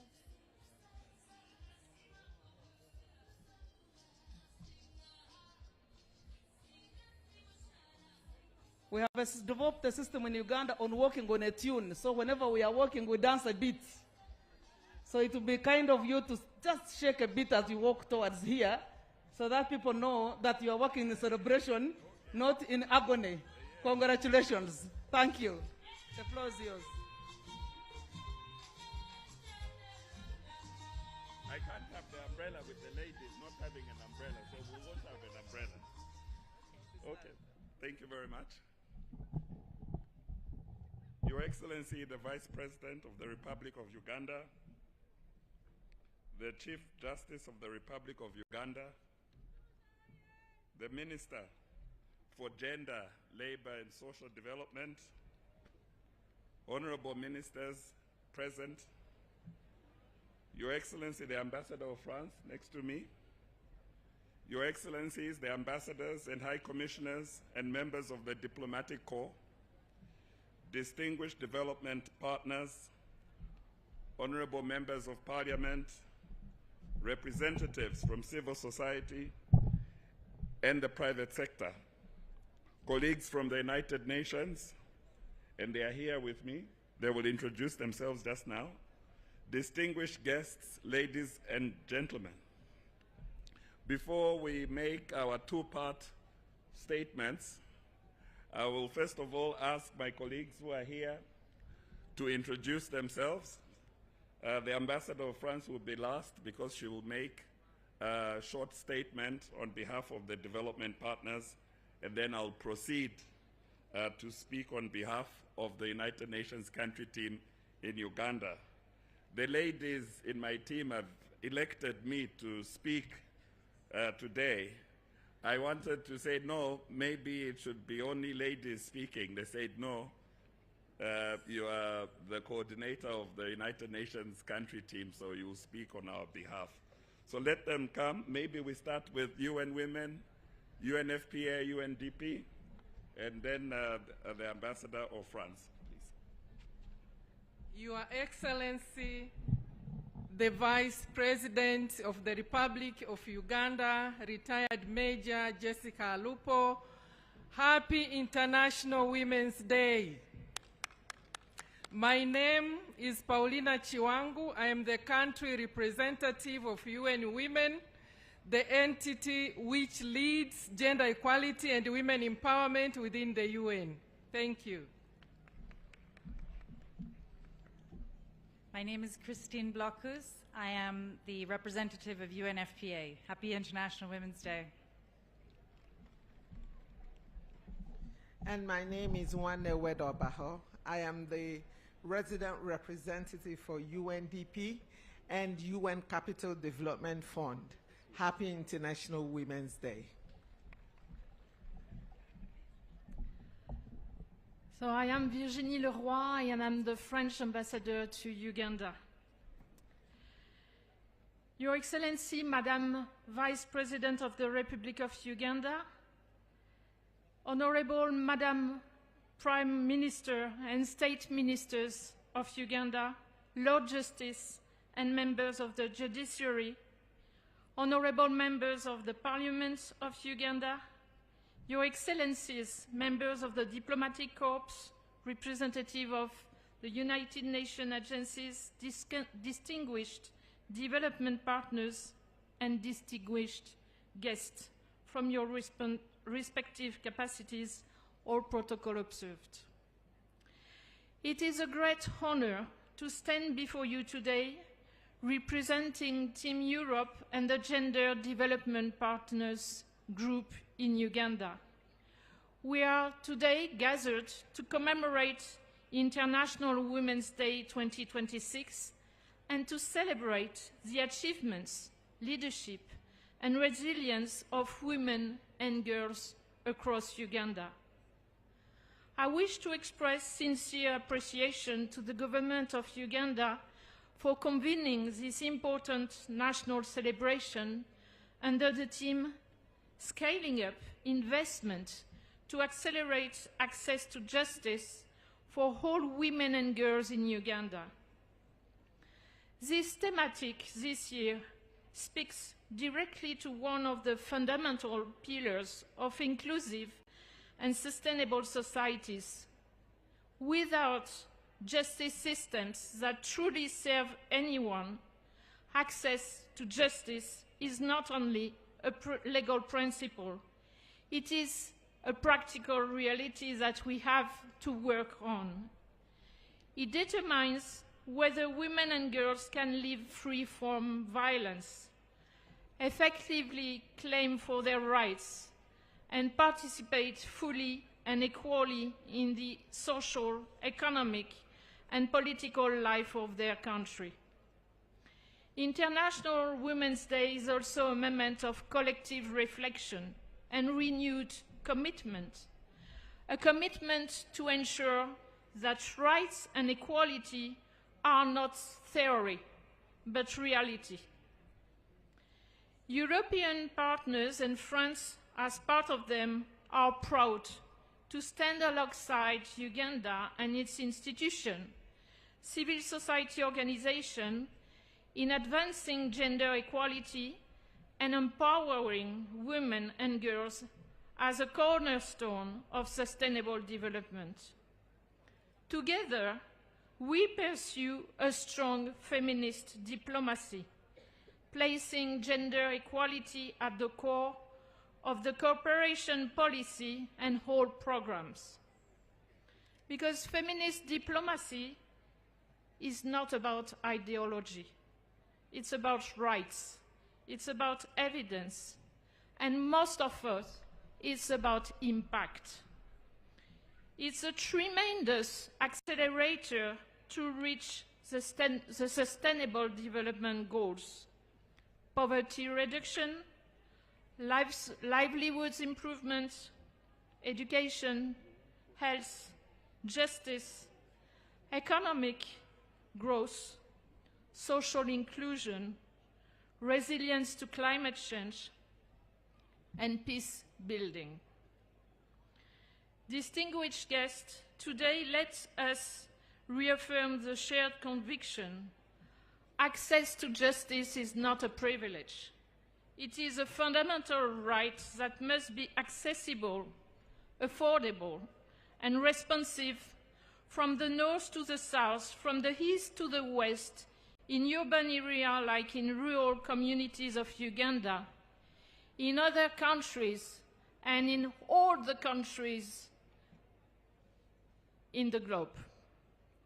When women and girls access justice, education, health services, and economic opportunities, as it was said before, entire societies thrive. As Gender Development Partners Group, we commend Uganda's continued efforts to strengthen the legal and policy framework for gender equality and the protection of women and girls. We commend the government of Uganda for its commitments to advancing gender equality. We commend the work of institutions across the justice, law, and order sector that continue to expand services and improve responsiveness. At the same time, we must recognize significant challenges remain. According to the Ugandan Police Force Annual Crime Report, in 2024, over 218,000 crimes were reported, including more than 14,000 cases of domestic violence and over 14,000 sexual offenses. And we do know that it is just a little part of the reality. Furthermore, nearly 1 of 2 women in Uganda have experienced physical violence from the age of 15. This is not good. Women and girls continue to disproportionately bear the burden of violence, remaining the major victims across reported cases. This context reminds us that access to justice goes beyond legislation. It requires effective institutions, accessible services, and meaningful support to survivors. While progress has been made in investigation and prosecution, these figures highlight the relevance for sustained investment in justice system, legal aid, and survival support mechanism. Scaling up investment in justice system is therefore essential by strengthening public institutions, building confidence, and fortifying inclusive development. Because behind each statistic is a woman and a girl, a member of our family, a member of our communities, a member of our countries, whose rights must be protected and whose voice must be heard. Particular attention is needed to those most at risk of exclusion from justice, including vulnerable rural women, adolescent girls, and women with disabilities. Uganda's continued generosity in hosting one of the largest refugee populations in Africa exemplifies national solidarity. Many refugees, women and girls have been displaced. They are among the most vulnerable to gender-based violence. Ensuring refugees access to justice and protection services is therefore essential, part of the building of an inclusive system that leaves no one behind. The Gender Development Partners Group in Uganda, including Team Europe, UN Women, UNFPA, remains strongly committed in working hand-to-hand with public institutions. We hold support programs that strengthen prevention and response to gender-based violence and initiatives that promote women's economic empowerment, recognizing that economic independence is often essential for women to seek justice and exercise their rights. But transforming social norms is also essential to achieving gender equality. I'm glad, as the French ambassador to Uganda, to be part of the Women Ugandan 2025 Plus movement. This is a movement that was set up by my colleague, the director, the country representative for UN Women, and my colleague, the ambassador to Netherlands. Together, female heads of diplomatic missions, UN partners, and male change makers from various sectors, including the government of Uganda, we do reaffirm that gender equality is a concrete driver of development in Uganda. This initiative seeks to advance, together with our +1 male changemaker, which I proudly salute today in the assistance. We do believe that women's economic empowerment, reproductive health, women's leadership intensify efforts to prevent and respond to gender-based violence. Because men must be part of the movement, not as bystanders, but as allies, because gender equality is a shared responsibility. So Women Uganda 2025 Plus movement aims at translate commitments into measurable results. Your Excellency, Madam the Vice Presidents of the Republic of Uganda, ladies and gentlemen in your respective capacity, while progress on gender equality has been remarkable in many parts of the world, we cannot ignore that this progress is uneven. Globally, women remain underrepresented in decision-making spaces. At the same time, we are witnessing a growing backlash against gender equality and women's rights. These dynamics remind us that progress is never irreversible, and that strong rule of law and committed partnerships are essential to safeguard and advance the rights of women and girls everywhere. Advancing justice for all women and girls requires collective effort, continued leadership from governance institutions, sustained investment from development partners, engagement of civil society, and last but not least, active participation of local communities, including men and boys, because gender is a systematic matter. When women claim their rights, families and communities are stronger.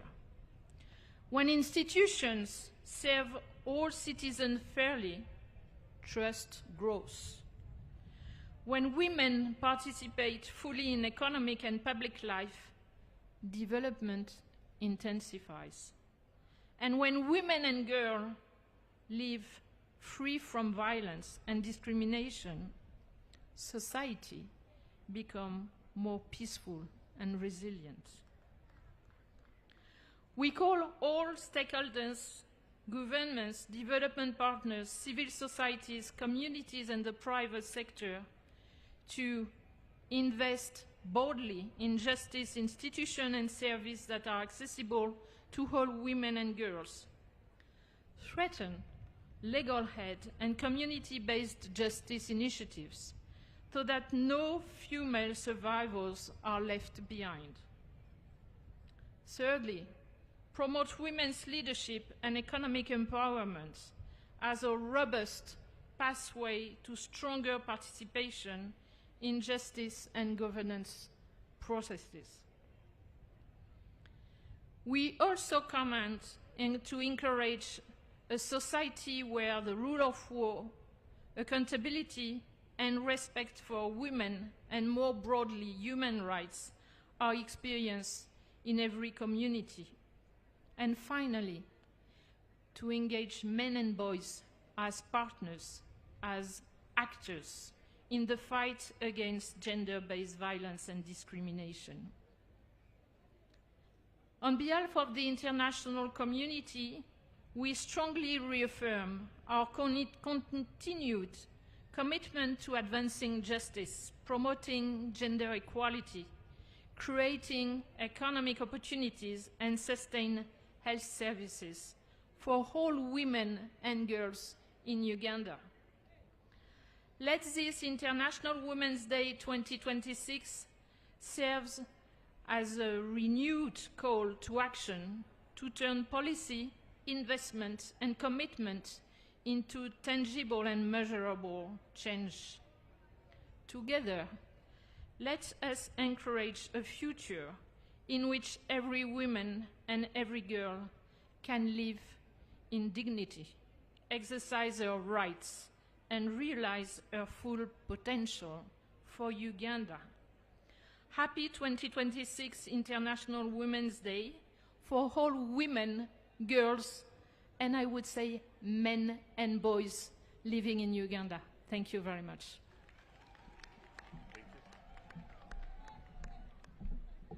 Madam Vice President, today we celebrate the leadership, resilience, and transformative contribution of the women and girls of Uganda. This is a moment to reaffirm that gender equality is much more than an aspiration. It is a legal obligation and a prerequisite for sustainable development and lasting peace and development. This year's global theme, Rights, Justice, Action for all women and girls, is a clear call to move from commitments to concrete results, to ensure that justice is real, accessible, and effective in the daily lives of women and girls. Uganda's national theme, scaling up investment to accelerate access to justice for all women and girls in Uganda speaks directly to this global call.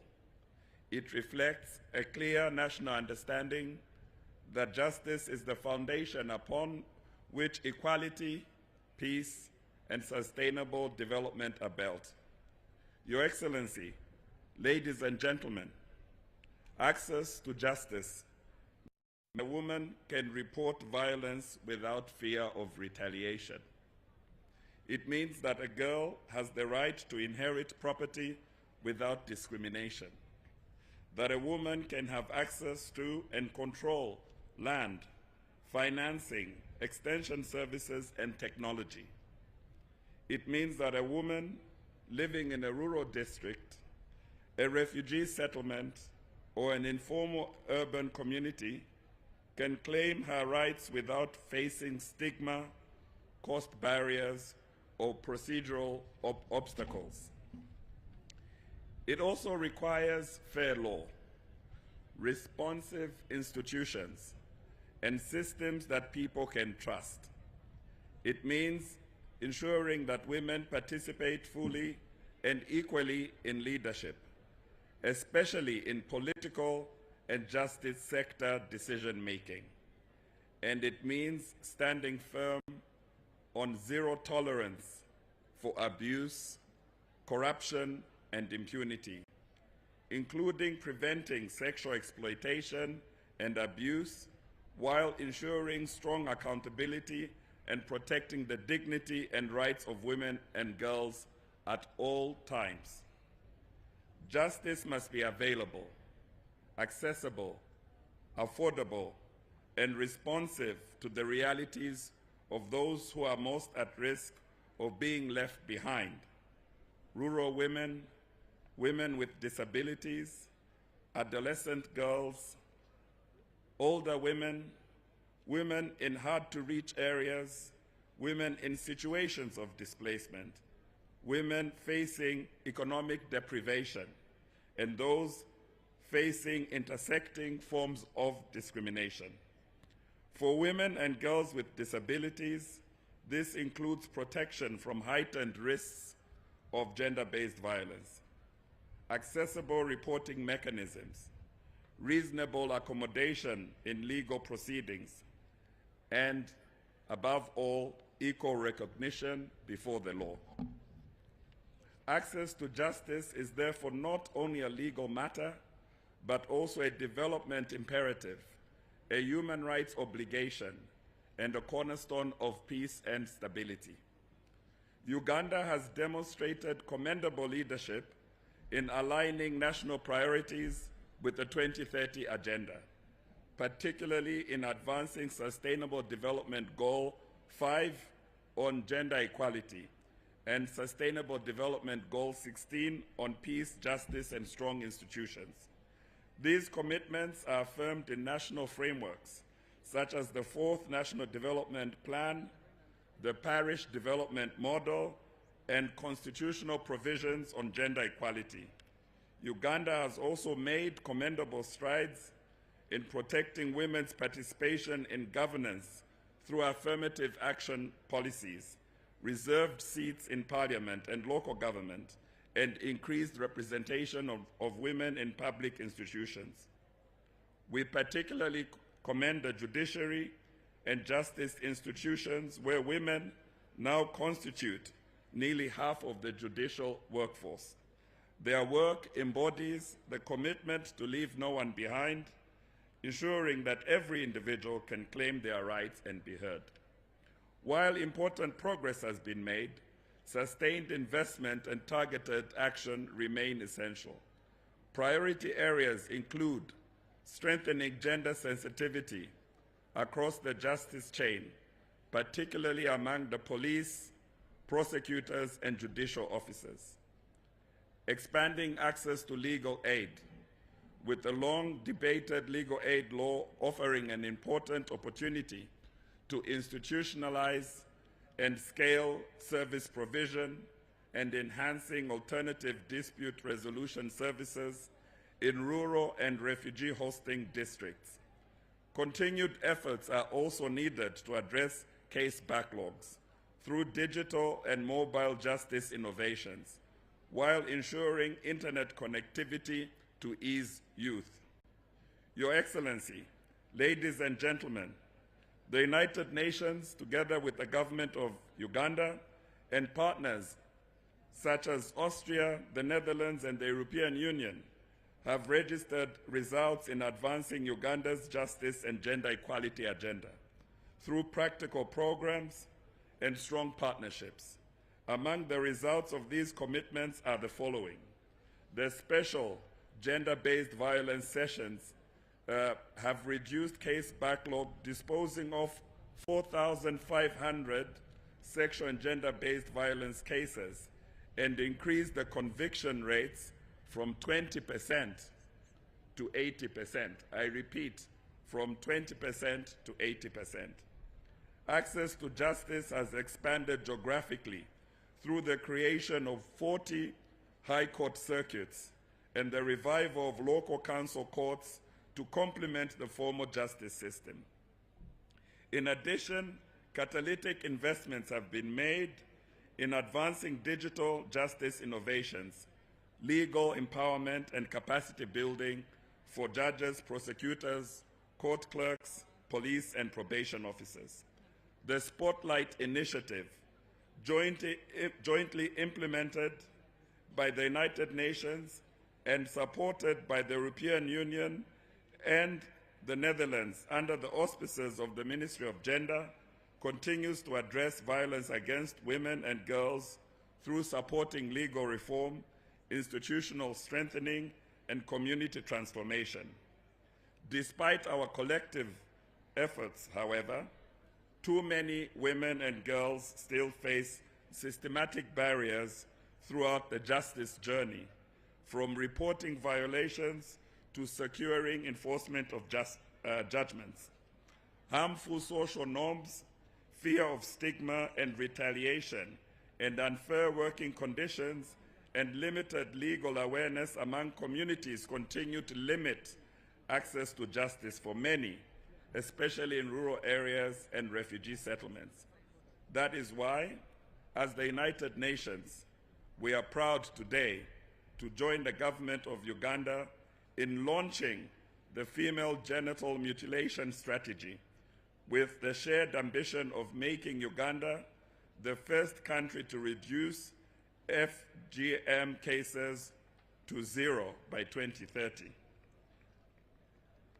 And the National Action Plan on Gender-Based Violence, which stands as a powerful demonstration of what collective action can achieve when governments, development partners, civil society, and among communities come together with a shared purpose. We must be mindful that justice also begins long before a case reaches a courtroom.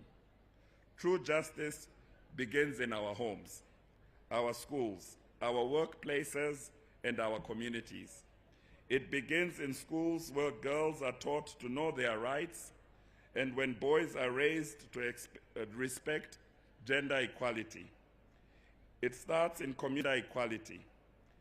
It starts in communities where leaders speak out against violence and exclusion. In a nation where young people form the majority, investing in girls' legal literacy, education, economic and job opportunities is one of the most powerful investments that you can make. Uganda can also take this forward as part of its national development strategy. The United Nations country team in Uganda remains steadfast in our commitment to work alongside the government and the people of Uganda. Together with civil society and cultural and religious leaders, development partners, we will continue to support gender-responsive legal reforms, strengthen gender-based violence survivor-centered services, promote women's leadership in peace and governance, and ensure women's rights at work and advance an inclusive justice system that truly leaves no one behind. On this International Women's Day, let us therefore commit to building together a Uganda where justice is not a privilege, but a guaranteed right for every woman and girl, without discrimination, without delay, and without exception. Happy International Women's Day to all the women and girls of Uganda. I thank you very much for your kind attention.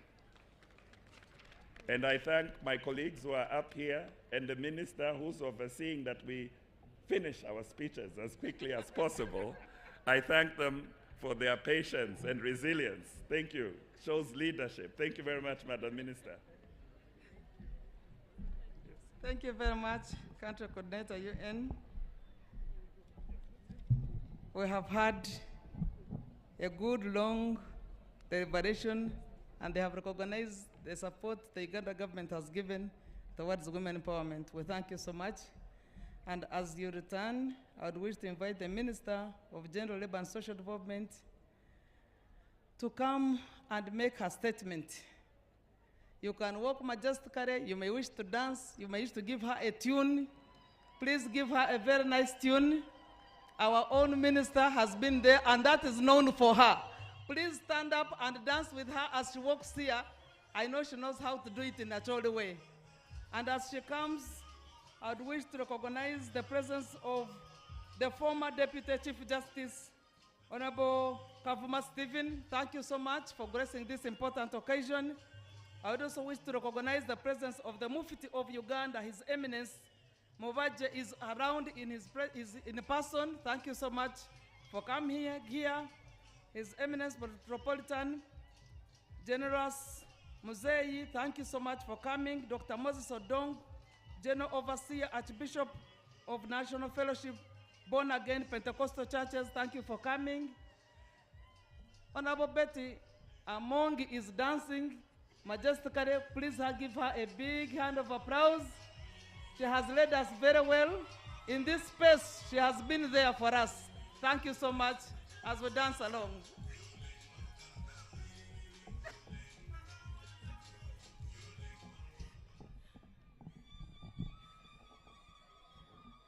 Thank you, Your Excellency, the Vice President of the Republic of Uganda, the Lordship, the Chief Justice, the Right Honorable Prime Minister and Deputy Prime Minister,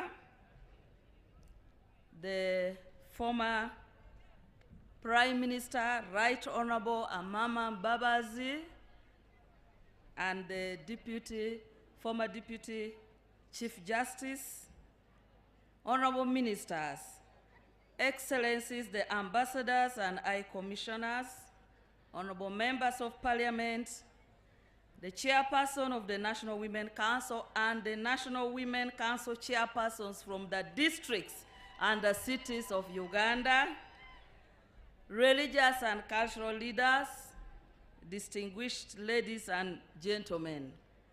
When I was seated, there was someone seriously reminding the Vice President that if she is not recognized, she might make life very difficult for the Vice President when the Vice President is speaking. So can I recognize Acham Teddy, the elder, the friend to His Excellency the President, and the great mobilizers. You can stand there and wave. You can stand there and wave to the people, and you can go back. You stand and wave. I think people know Acham, especially those who come from Teso. If the president is somewhere and you don't find her, it might be, thank you, Acham. Okay. Your Excellency, the Vice President, it is my honor to welcome you in a special way as our chief guest today at the International Women's Day, as our Vice President and an able Vice President at that, who has chaired and steered the cabinet for all these 5 years we have been with you. Thank you for coming.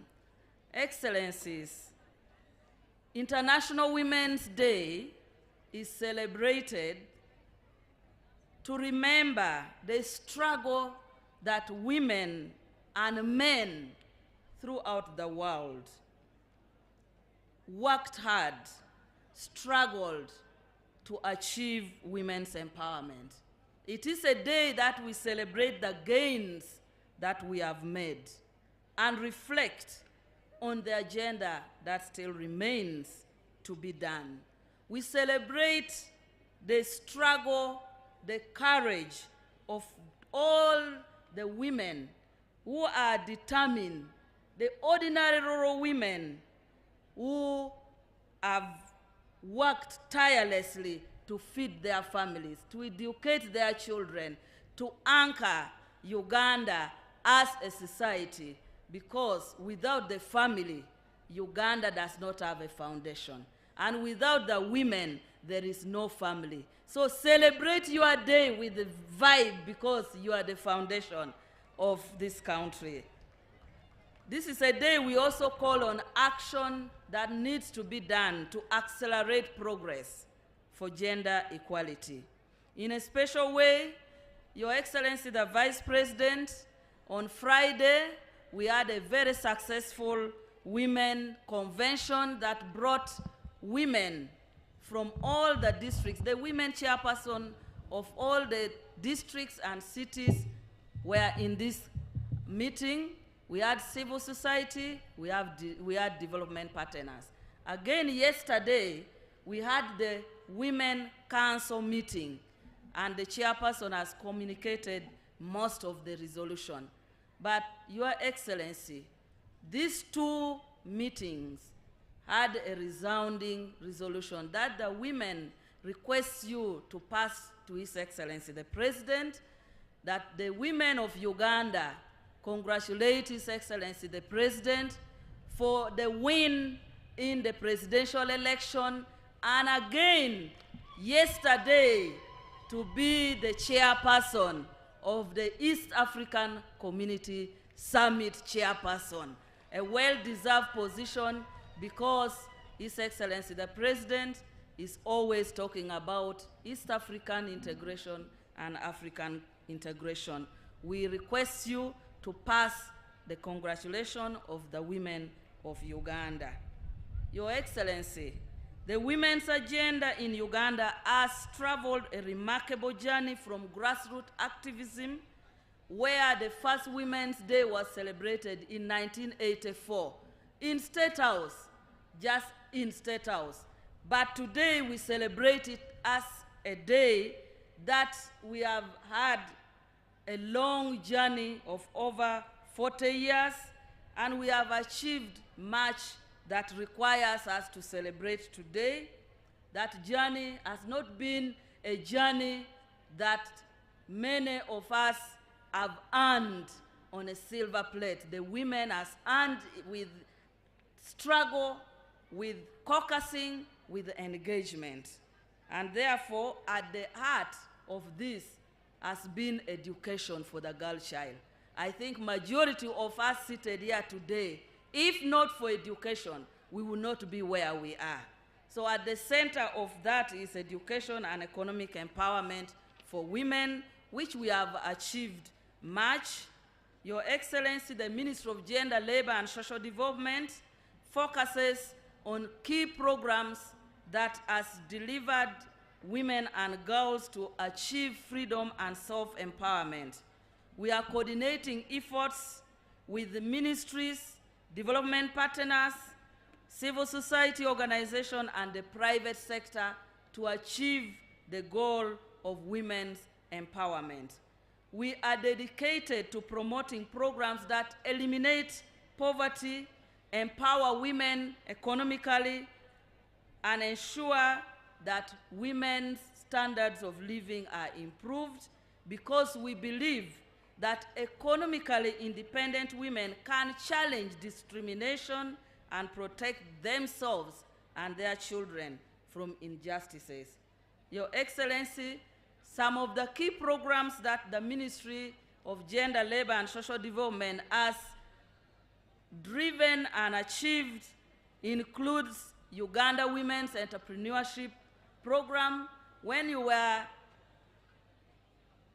at the exhibition, you saw the number of women exhibiting because of the money supported through the government program called OWEP. We have the YLP, the Youth Livelihood Program, where the young women have also benefited. We have the program called Youth Venture Capital Fund. We have a program which is also called Juakali, which supports women and youth with capital to start their businesses. And I want to request the women who have benefited from GROW. They are here because a lot of times people are saying that GROW is not so much known, but can we have the women who have benefited from GROW to stand up? The GROW women, they are here. The GROW loan, unfortunately, is only for women who have businesses and want to grow. Thank you. We also brought to Cabinet the program of ensuring that the PDM was engendered by reserving 30% of the PDM money for women. And indeed, Cabinet agreed and integrated the quota of 30% of all the money under PDM to be reserved for women. The statistics, Your Excellency, that we are now having is that PDM women have benefited now more than men. At 51.7% of the beneficiaries are women. So we want to congratulate His Excellency the President for the PDM, and all of us under the leadership of Right Honorable Prime Minister. She has been ensuring that we monitor PDM and ensure that all the money is being utilized correctly. Today's theme, scaling investments. Scaling investments to accelerate justice for all women and girls is very, very vital for all the women seated here, irrespective of your education. Because I know most of the women, one way or another, has faced gender-based violence, whether physically or psychologically, more than the men. Therefore, we celebrate some of the achievements that have been encountered in justice sector, the establishment of specialized courts for gender-based violence cases, introduction of community-based paralegals, which has improved access to justice, legal aid services that has been expanded up to the rural area. Many people are accessing justice through our partners like FIDA, training of justice law and other sector actors, where handling of gender-based violence cases has been enhanced, political participation of women that has enabled Parliament to enact laws that are supported and enhance women's economic and social justice. Some of these laws are very important, and I want to highlight, we have been at the center of some of these. The Equal Opportunities Act of 2010. This act gives effect to the state's constitutional mandate to eliminate discrimination and inequalities against any individual or group of persons on the ground of sex, age, race, color, ethnic origin, tribe, birth, creed, or religion. The Equal Opportunities Commission has enabled women to achieve their rights. Persons with Disability Act, the Children's Act as amended, and the Older Persons Act, all this act protects the rights of persons with disability, children, and older persons. The Public Finance Management Act of 2015 places gender and equity at the heart of Uganda's microeconomic policy by acquiring and ensuring that all ministries, departments, and agencies and local governments integrate in their plans and budgets priorities of women. And when you do this, your budget cannot pass in Parliament. And with this, the Equal Opportunities Commission and Ministry of Finance issue what we call the Gender and Equity Certificate, which provides accountability mechanism that ensures public resources are allocated fairly and inclusively, therefore enhancing economic justice for women.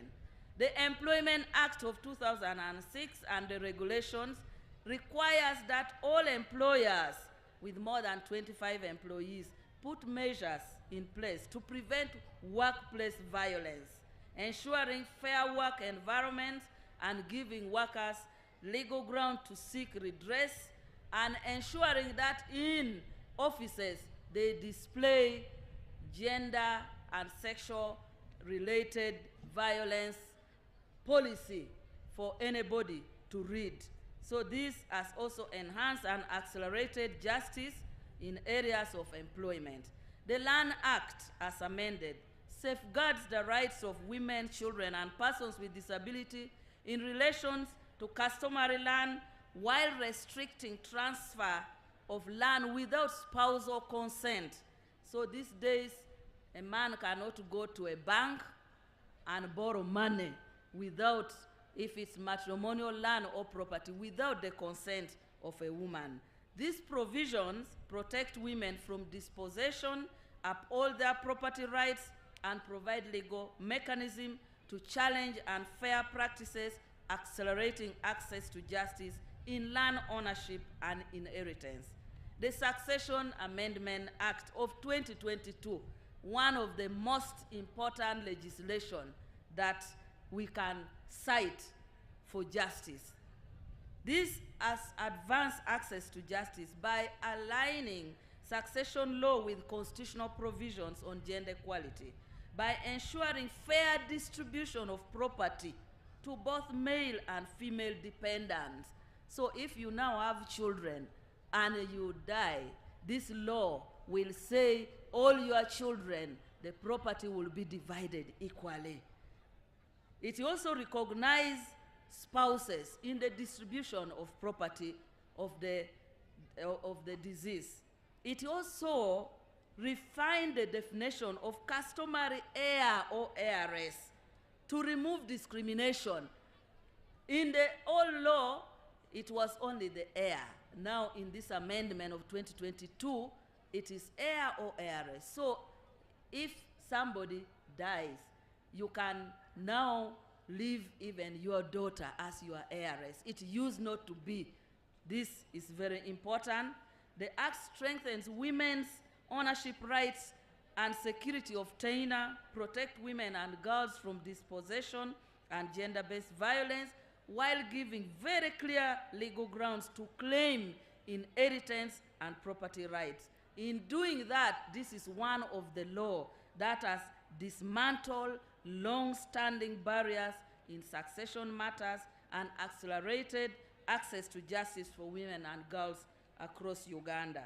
Other laws like Domestic Violence Act, Female Genital Mutilations Act, Prevention of Trafficking in Persons Act, all these laws enable women to enjoy their rights and removes the social norms, for example, of making traditional practices like female genital mutilation to be recognized, and now it is outlawed. Institutionally, Your Excellency, the government has established special units that have reinforced justice, law and order, ministries and agencies on access to justice for women and children.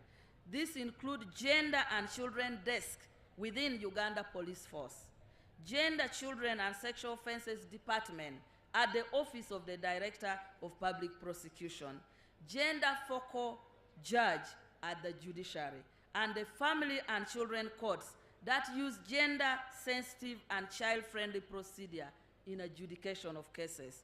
The Ministry of Gender, Labor and Social Development is working with partners and institutions to ensure better coordination in handling cases affecting women and girls. The ministry has strengthened also collaboration with partners, and I want to thank our partners who just spoke here, the European Union, the Netherlands, Sweden, and Austria, and other non-state actors. We are delivering gender equality and empowerment of women and girls with the support of UN Joint Program on Prevention and Response of GBV. The government has handled special court sessions in most parts of the country for offenses of murder, aggravated defilement, rape, trafficking in children and persons with disability, with a view of fast-tracking and hearing gender-based cases in a way that does not cause backlog. The special court session has contributed to reducing case backlog and great improvement in conviction rate, especially capital offenses such as aggravated defilement, murder, GBV, rape, and so on. The Ministry of Gender has successfully implemented programs for reduction of gender-based violence. We have a program with partners called the Spotlight Initiative, the Gender for Development in Uganda program, and GOU-UNFPA program to end gender-based violence, which has been instrumental in advancing efforts to combat gender-based violence in 51 districts across the country. The ministry and partners have addressed harmful social norms, provided quality services to gender-based violence survivors, safety and protection measures, improved gender-based violence data collection, supported child mothers, second chance education, and here I want to thank the First Lady, who is our chairperson for the Second Chance Education Initiative and post-COVID program for ensuring that those who got pregnant can go back to school. The policy has been implemented, and many girls, some of them have sat exam even when they are pregnant. Some of them, even when they give birth in the middle of examination, they are allowed to go back and sit exam. I think this is a very, very progressive policy. In the judiciary, Your Excellency, the Vice President, we would like you to thank and send our appreciation to His Excellency, the President, for the good track record of appointing women in key positions of leadership, not only in politics, in cabinet, and in permanent secretary job, where in cabinet we are at 44, in permanent secretary, I think we are now 48 permanent secretaries, but in the judiciary, women constitute 51% of judicial officers in Uganda. I think this deserves a big hand clap, and I want to thank the incoming Chief Justice that today we celebrate one of the most progressive lady. We have been with her. She has been presenting every year when we go to New York to account to the UN the contribution of Uganda, the achievement of Uganda. We have been traveling with her, and she has been talking about sexual and gender-based violence cases. She has been a DPP, but today we celebrate Lady Justice Jane Francis Abodo, who has been appointed as the principal judge responsible for supervising all the High Court and Magistrates Court in Uganda. We congratulate you, our sister, and we know you are going to make us proud. Your Excellency, we still have few challenges which today requires us to recommit our energy, to recommit ourselves to addressing. There is high case dismissal of gender-based violence due to several factors, including delayed trials, poor forensic evidence preservation, no witness protection. You know, for women, sexual offenses, people fear to testify in open court. I'm glad that now the witness protection is being piloted. There's delayed prosecution, many witnesses fail to come to court to be a witness to sexual or defilement cases. Most of defilement cases end up going back to be solved at home in a traditional way, and most of them will say, you married the girl since you have already impregnated her. Those are challenges that are still prevailing, and some of these requires us to do much more. Case management is also undermined by wide capacity gaps within the judiciary and other justice chain institutions like Office of the Director of Prosecution, Uganda Police, the Criminal Investigation Directorate. These institutions are understaffed. They don't have enough financial budget. In most cases, when you have a case, you go to police, police might not even have fuel to go and start investigation. So we require that we need to ensure staffing and also financing so that women who cannot afford will have quick and efficient response to all the cases. There are still laws and practices in Uganda that discriminate against women. The marriage and divorce issue, ownership, land and property, we need to hype and make sure that the laws are implemented. Negative social norms which conflict with the laws. Practices like child marriages. I always see Honorable Peace struggling to run around because somebody has called and said they have just married, or they are forcing a girl to get married and she's 14. And these cases are very, very common, especially in Western Uganda, particularly in Ankole, because the girls, they drink milk, they look very healthy, and somebody who is 13, 14 is being forced to get married. So these cultural, customary norms are still persisting, which requires work. Female genital mutilation, although there is law, there are still people who strongly believe that if you don't undergo that initiation, you are not a woman. So even for educated women, they will fear to talk about it because of the culture. So some of this contradicts statutory law and makes the law be subservient to the actual practice. Inheritance and issues around ensuring that court process, the time frames of processing court issues, the language. Sometimes these women, they don't know the official language in court.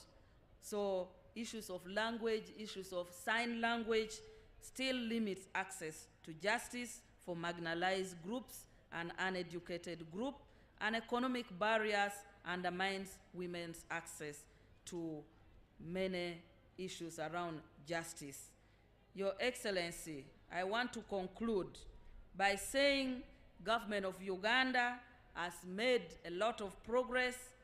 We have pending laws that we need to push as women of Uganda: the Sexual Offences Bill, the Marriage Bill, the Witness Protection Bill, and the Legal Aid Bill, which is still pending, but at various stages needs to be fast-tracked. The justice sector needs to take deliberate efforts to clear case backlog on defilement and aggravated defilement and gender-based violence. And the judiciary will have to work hand in hand to simplify the processes of the court, to make it more friendly to the women and make the victims have support for witness protection, and all the other reforms that are within the judiciary. We will work hand in hand with the judiciary to ensure that we make these reforms so that access to justice is achieved for all women and girls. With that, Your Excellency, I want to conclude by saying the women of Uganda stand firmly in support of the vision of His Excellency the President and yourself, the strategic plan for development, and that through investment in key economic sector and essential services, justice for women will be delivered. We thank His Excellency the President for the political will that has created opportunities for women and girls to enjoy their rights. And with that, I want to thank you for your continued commitment and grace and hard work that has made Ugandans know that when you put a woman in a position, the woman performs. Your Excellency, you have performed as a Vice President. When you go out there to represent His Excellency the President abroad, we see you, how graceful you are. You have made women proud. I thank you, and with that, I want now to take the singular honor to invite you, Your Excellency, to deliver your speech and address the nation. Thank you for God and my country.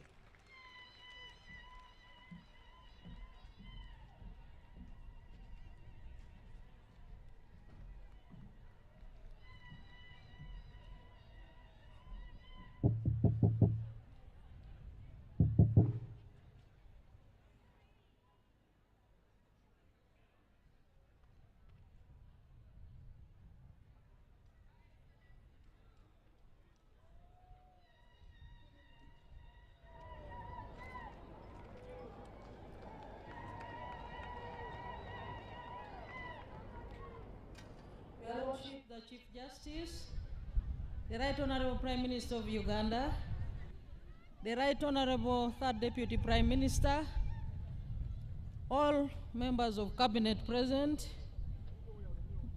Your Lordship, the Principal Judge, Excellencies, the Ambassadors, High Commissioners, members of the Diplomatic Corps, colleagues, members of Parliament present, the religious leaders, the cultural leaders, the former national leaders, notably the Right Honorable Amama Mbabazi, His Lordship Stephen Kavuma, General Kale Kaihura,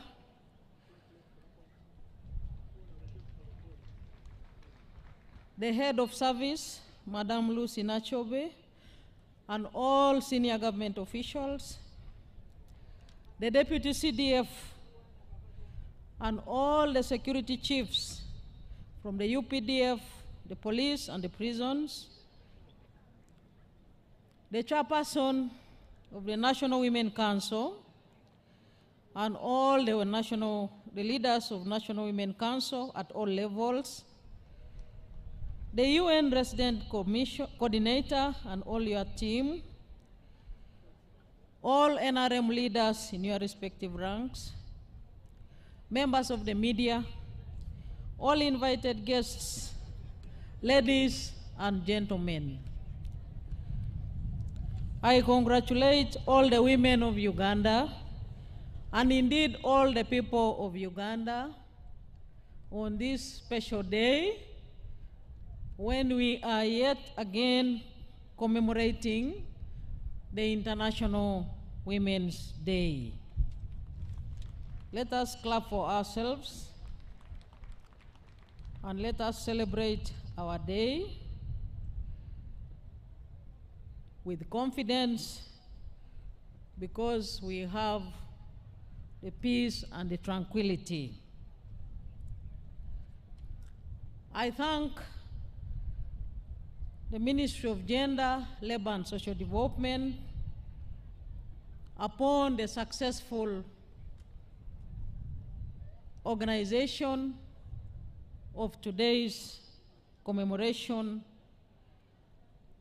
and I sincerely thank you for the warm welcome you accorded me this morning when I arrived here.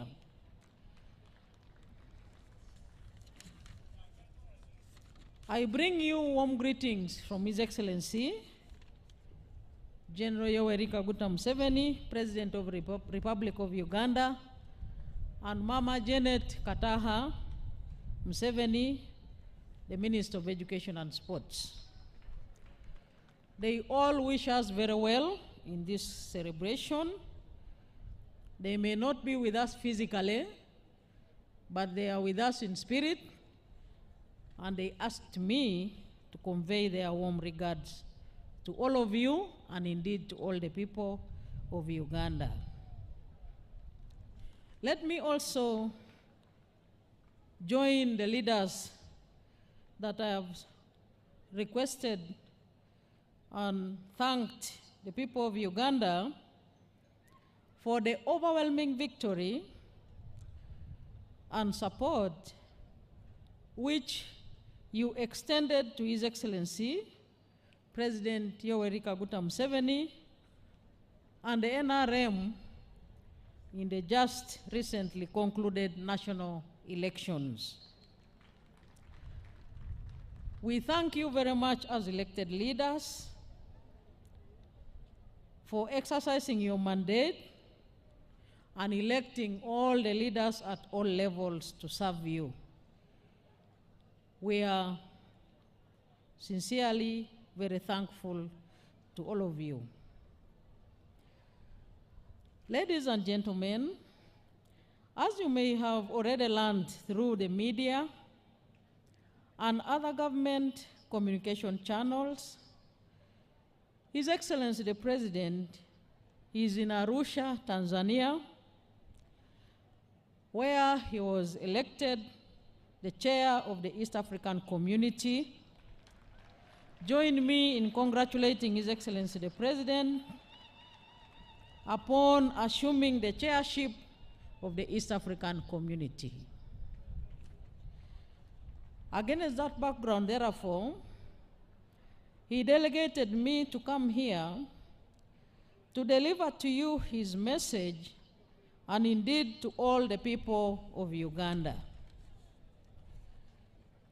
And before I deliver to you his message, let me also assure all of you, including Hajat Farida, the Chairperson Women Council, the UN Resident Commissioner and your team, the Minister of Gender, that all the messages you have expressed here, which are directly meant to be conveyed to His Excellency the President, will be integrated into a report and will be relayed to the highest destination, and that is to His Excellency the President's office. I shall promise you that as a woman, we shall pursue for the feedback together up to the logical conclusion. I thank the parade commander and her team for putting up such a spectacular march past parade. Thank you very much for entertaining us, including the members of the band. Let me now read to you the message of His Excellency the President. I thank the exhibitors when I was going through the stalls, and they are demonstrating that a lot of progress is being made in wealth and job creation through government programs. The message of His Excellency the President goes as follows. Fellow countrymen, countrywomen, and especially the Bazukulu, the International Women's Day is an opportunity to recognize and celebrate the significant role played by women and girls in our families, local communities, and the country at large. I therefore want to thank you all for using this occasion to highlight the contribution of women and girls in all the spheres of life. This year's celebration is being held under the theme, Scaling Up Investment to Accelerate Access to Justice for All Women and Girls in Uganda. The real key to development lies in cultivating the inherent potential of all people, both men and women. In 1986, when the NRM came to power, we were able to observe that although women formed more than 50% of the total population of 14 million Ugandans, their full potential was not fully realized on account of their lack of education, lack of opportunities, chronic ill health, and early death. Women were trapped in a very disadvantaged position, despite the fact that they were at the center of the subsistence economy, and also provided at least half of the labor for producing the few cash crops. The NRM fought the suppression of women and other groups that faced marginalization on account of historical and cultural factors by doing the following. First and foremost, guaranteeing education access for all at primary, secondary levels, i.e., UPE and USE.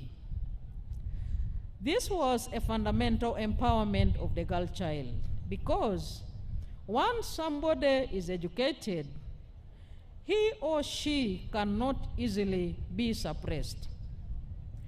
That was the real beginning of our reforms.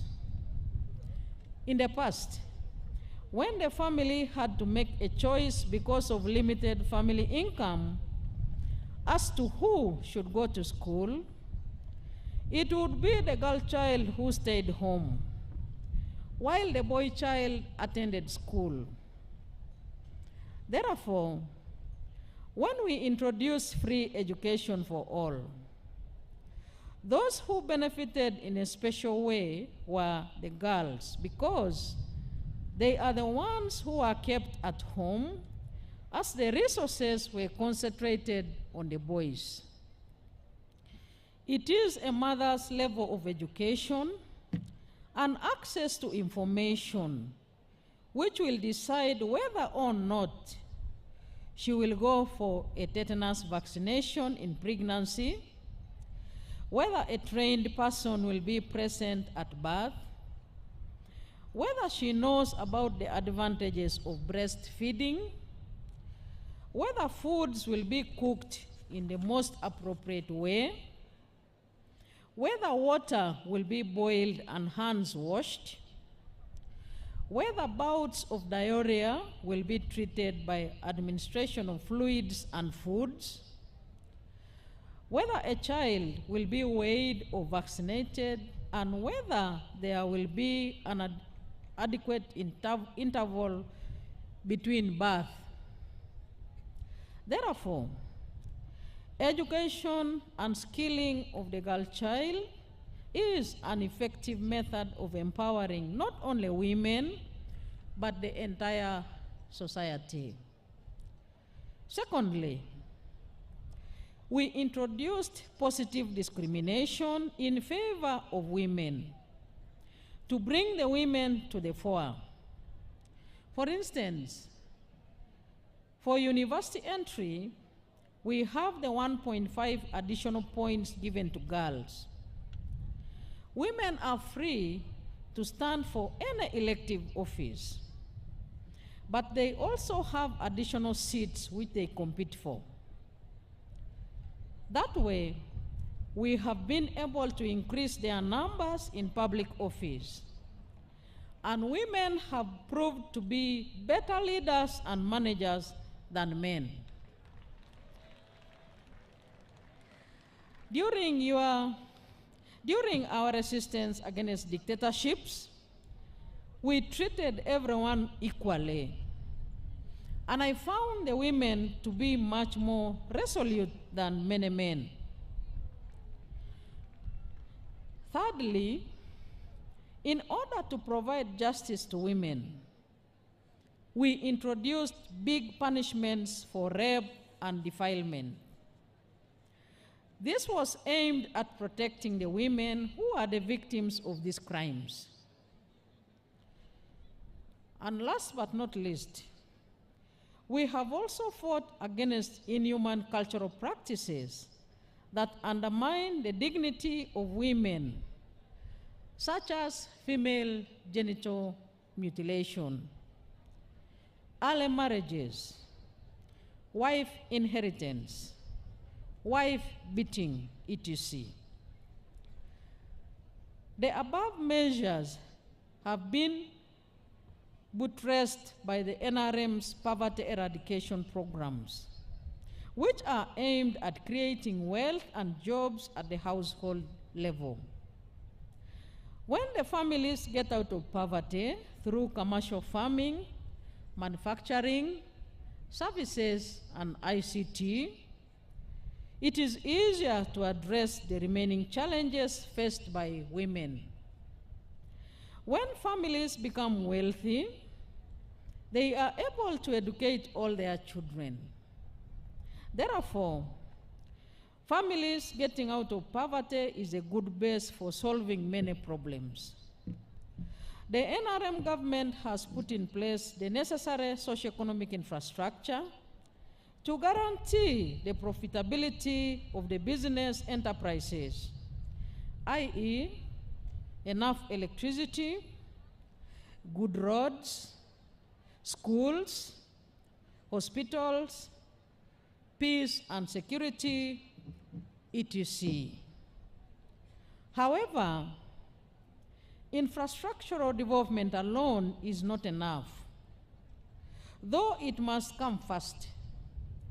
Development is a collective good for everyone, but wealth and jobs belong to individuals, families, groups, or companies.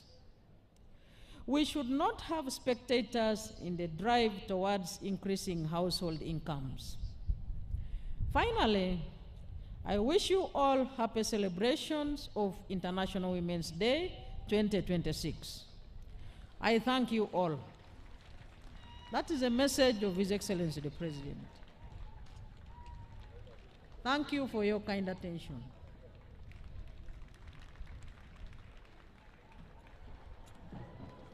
Thank you so much, Your Excellency the Vice President, for delivering this very Pregnant message from the President.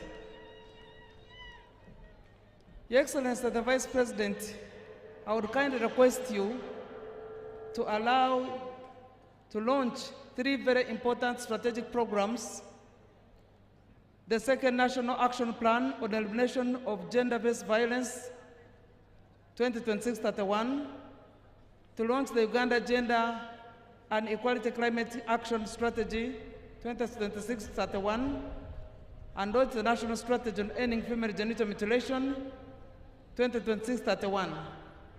These important documents are here with us, and we beg you kindly to launch them today as we celebrate this International Women's Day. Along with the launch of the Vice President, I'd request the Country Director, UNFPA, Action Plan, BRAC, and the Minister of Gender, Labor and Social Development, and the Permanent Secretary to be around to witness this launch. FAO should also be there to represent the launch of the Gender Equality Strategy for Climate Action, and Ministry of Water, Environment, plus Ministry of Gender, and the Prime Minister. We request that you all stand on that line as we launch these very important actionable strategies. We shall begin with the launch of the second National Action Plan on Elimination of Gender-Based Violence.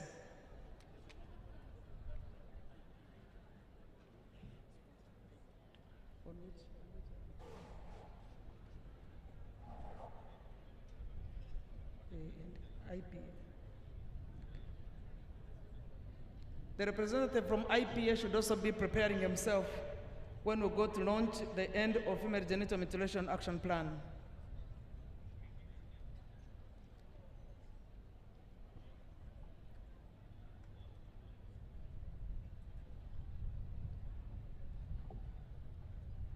Your Excellency,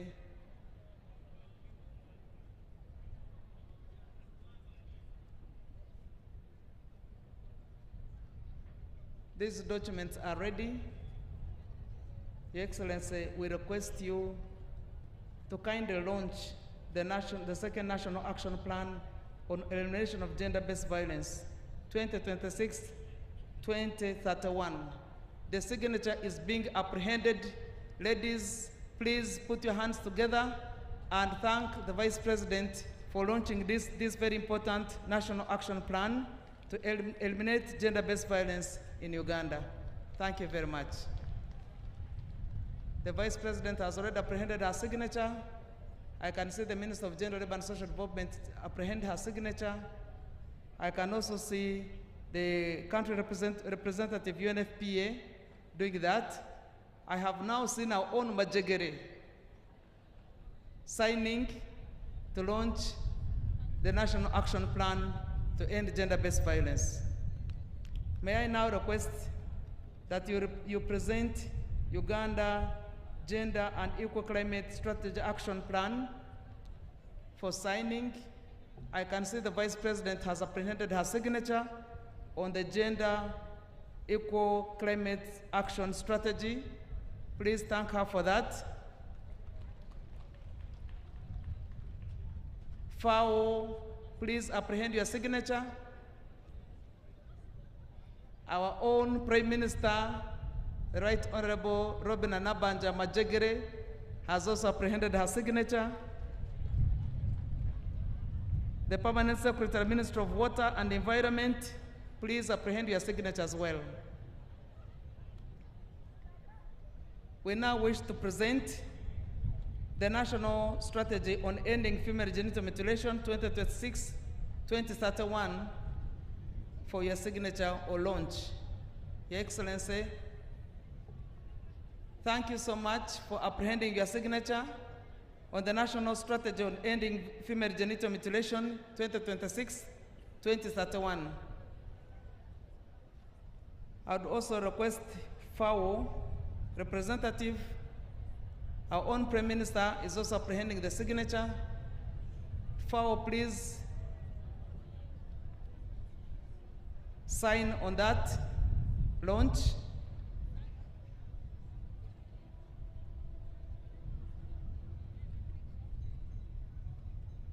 Now, UNFPA will all join you in signing on the launch of those very three important strategies, all geared towards ending violence against women and girls. And they are present here to take a picture, a memorable picture for the launch of these very important strategies. Congratulations, our development partners, for putting heads together to come up with that action plan. And I also want to thank the responsible ministries for accepting and putting them into the National Action Plan, in the 4th National Action Plan. We thank you so much for that. As we come towards the end of this celebration, there were entertainment groups, 2 entertainment groups. I want to request the 2 of them to come here quickly. Quickly, those 2 entertainment groups should make their way here. Don't think we had forgotten about you. Please come, make your way here, and we'll conclude our celebrations with a dance to really indicate that we are celebrating. There is a lost and found item here. Owoya Sijire Paul, you lost your driving license. It is here, please, wherever you are, come and find your driving license. I'll give it to my sister, Alice Mwanguzi. There is an important activity that we have not done yet that we must do right now. Entertainment groups, make your way near here as we award the medals. I wish to request the Master of Medals ceremony, please kindly come, make your way so that we award the medals to our distinguished people who have been very excellent in supporting gender equality and women's empowerment. I would request this group to stand just behind here shortly. We shall be inviting you as soon as we complete this final activity. just down the platform there. The young ladies, just keep just down there. Wait a minute, we shall invite you. Now, right here, the ceremony, the master of ceremonies for the awards and medals is coming here to recognize eminent persons who have supported the gender equality movement to where it is right now. May you kindly join us and take the platform.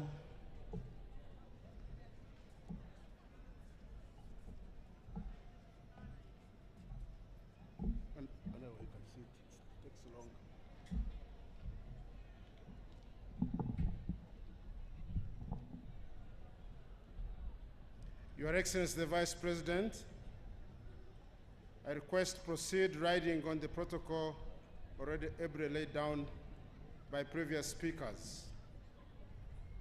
I am Brigadier General Richard Kademire, the Master of Ceremony of the Chancery. On this occasion, when we celebrate the International Women's Day, His Excellency the President and Fountain of Honor has pursuant to Section 18 of the National Awards Act 2001, Section 3, awarded medals of various categories to the following 34 distinguished persons. The National Independence Diamond Jubilee Medal.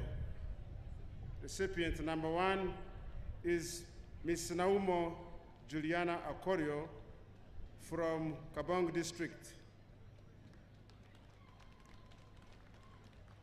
Ms. Akorio is a specialist in culture, gender, intangible cultural heritage, and community development. With over 36 years of experience in cultural heritage, she has led the formulation, design, and implementation of culture and creative industry programs at the national level. She serves as the national focal point for the 2003 and 2005 UNESCO conventions. She has served the government of Uganda and the ministry with distinction, and as a head of department, she supervised and mentored staff and provided strategic leadership in culture and family affairs. In 2014, she documented over 65 cultural practices among 4 Ugandan communities: the Alur, the Ik, the Basongora, and Acholi. Next is Ms. Samari Wakori from Bari District. Ms. Samari Wakori is an Assistant Director of Public Prosecutions at the Office of the Director of Public Prosecutions in Uganda, where she has served for the past 20 years. She has successfully prosecuted high-profile capital cases before the High Court, the Court of Appeal, and the Supreme Court, ensuring justice for victims through all appellate levels. Under her leadership, the ODPP has established 14 special child-friendly rooms. She has played a key role in training police officers on conducting effective investigations, probation officers on supporting victims throughout the justice process, and other stakeholders on handling child-related SGBV cases. Next is Ms. Rita Achiro Lakol from Padere District. Ms. Achiro Lakol is a social development practitioner with additional training in business administration, finance, and accounting. She has 27 years of professional experience and currently serves as the Executive Director of the Uganda Women's Network, the leading national women's rights network in Uganda. Through her leadership, she has coordinated and strengthened the capacities of women leaders across the country in elective politics, public service, the private sector, and civil society. Ms. Akiro Lakor is a nationally and internationally recognized women's leader.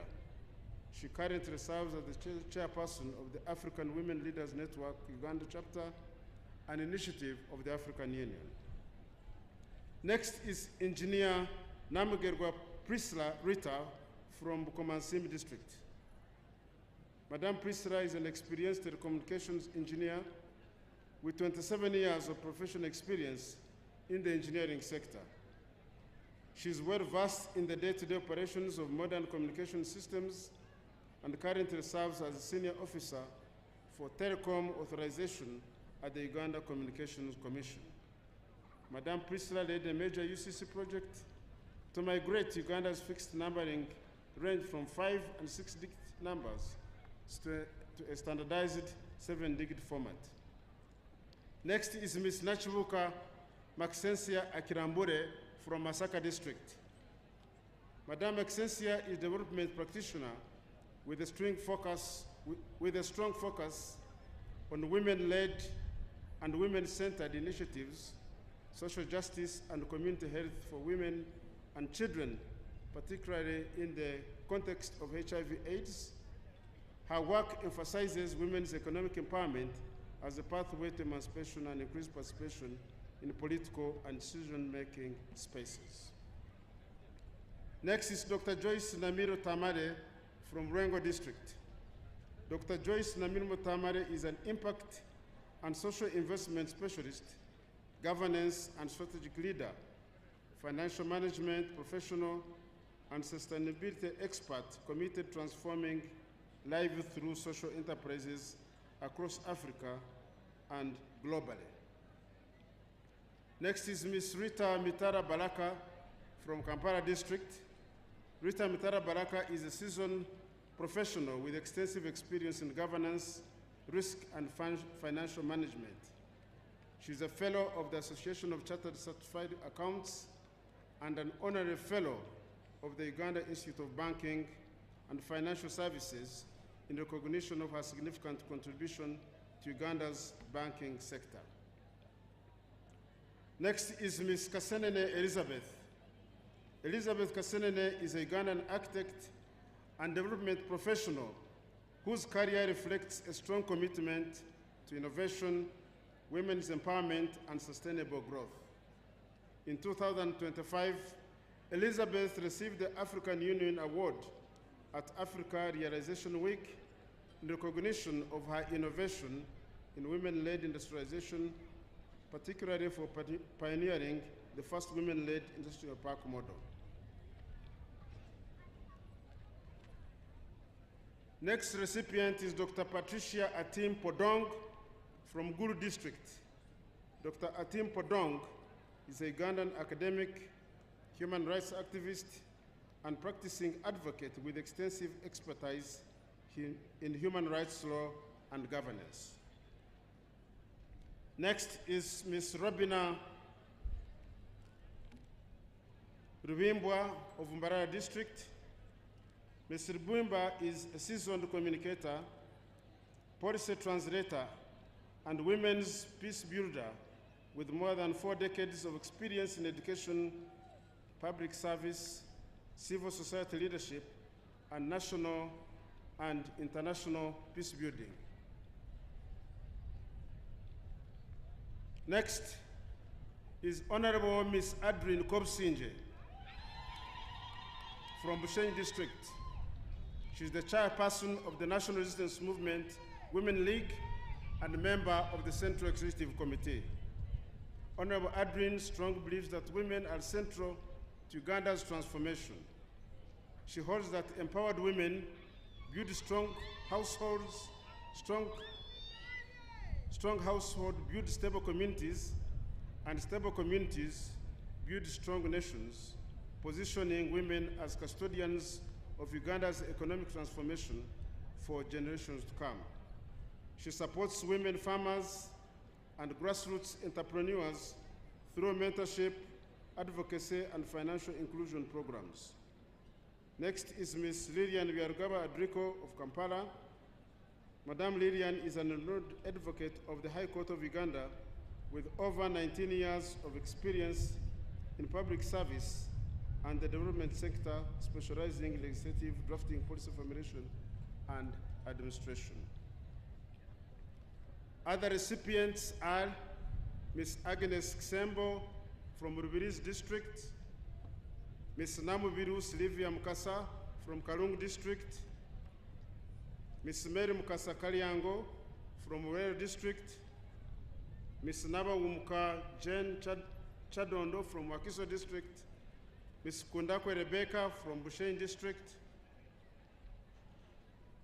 Ms. Narman Sania from Wakiso District, Assistant Commissioner Kasoro Yahaya, Sergeant Natimo Cecilia, Mrs. Chokwijuka Immaculate, Mr. Richard Agaba, Assistant Commissioner of Prisons, Mugisha Edgar, Ms. Otira Stella Atiano, Ms. Daphne Mindra, Chief Wardress, Grade 1, Ms. Akero Florence, Chief Wardress, Grade 1, Ms. Apollote Evelyn Susan, Ms. Jen Mugenyi, Ms. Amoit Zipola, Resistance Officer Major Lilian Mwine, Lieutenant Robin Kabisa Yondro, Resistance Officer Lieutenant Akor Evelyn, Army Staff Sergeant Charsima Ustina, Ms. Rebecca Florence Nalbega, and that comes the end of the list of the recipients. We wish to thank the Office of the Presidency, the Presidential Awards Committee, and the team at the Chancellery for organizing this ceremony. I submit.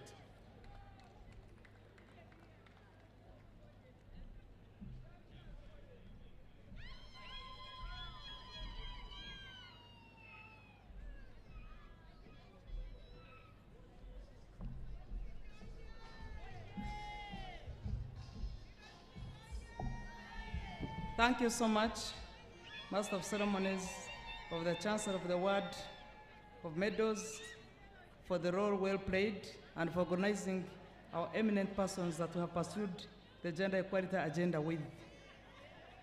I would now wish to humbly invite the team which is ready to entertain us. They are really only two groups, and these young women, it is something that inspires them to participate on such a platform. Your Excellency, I beg that you allow us, these two teams, to come.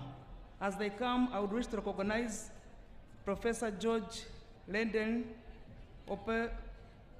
Ofram, the Chancellor, the Professor of Gulu University, and the staff. They came all the way from Gulu. There are many, and they brought a very big team. Thank you so much for coming here, and thank you for celebrating with us. So the Winterland Primary School, big important women here, please take the floor and entertain us.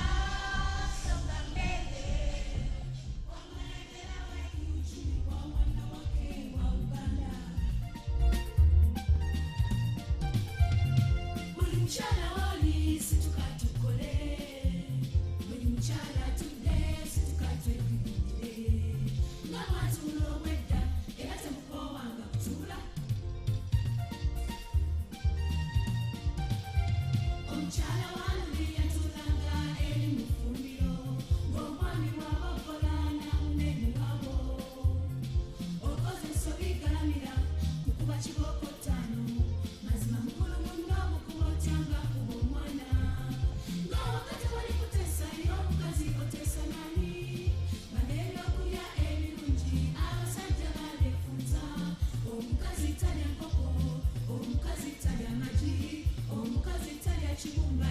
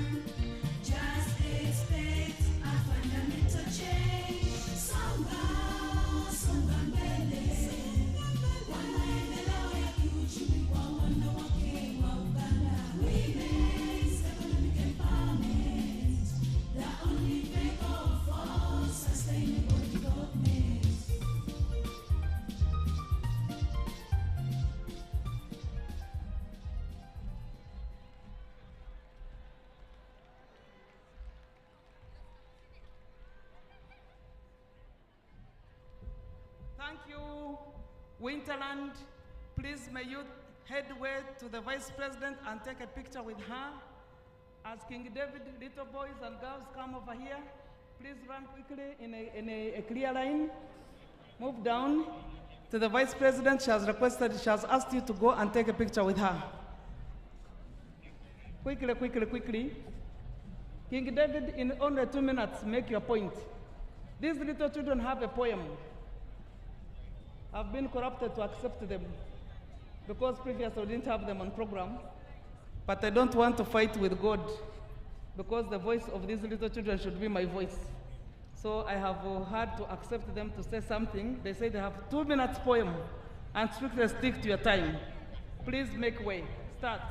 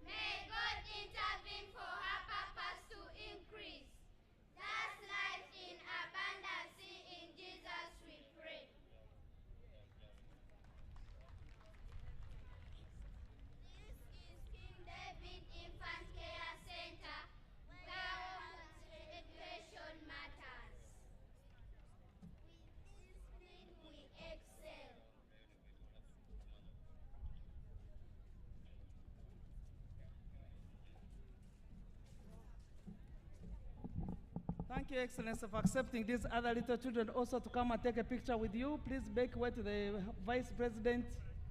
Make way to Her Excellency, the Vice President, and take a picture with her. King School, thank you so much. There is a group of ladies from Banda, where the overwhelmingly won support for the President. Banda B1, actual quotas. There is a group of women here who say if they are not allowed to dance, they will feel their energy was put to waste. So please come and celebrate with us. And thank you for supporting the NRM.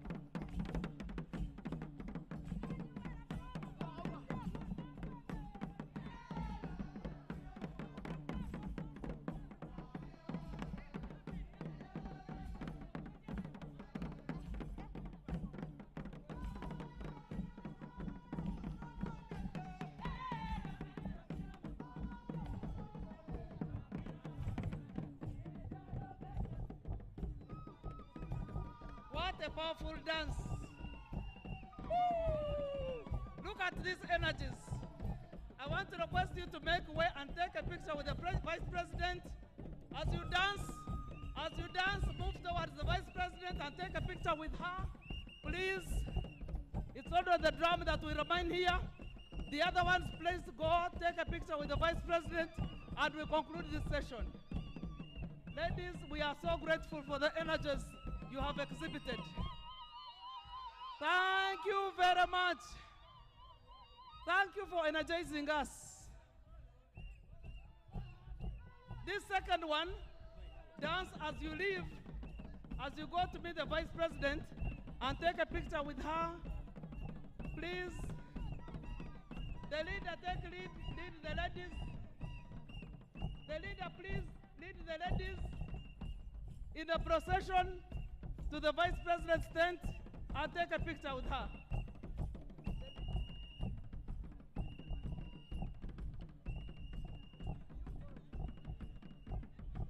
The leader, please, lead the ladies to the Vice President.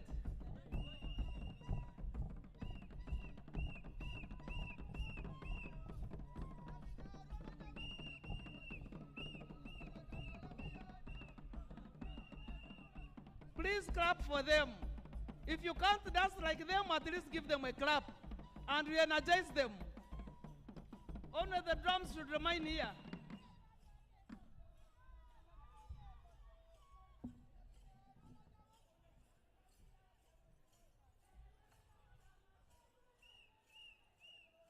And thank you for looking very smart.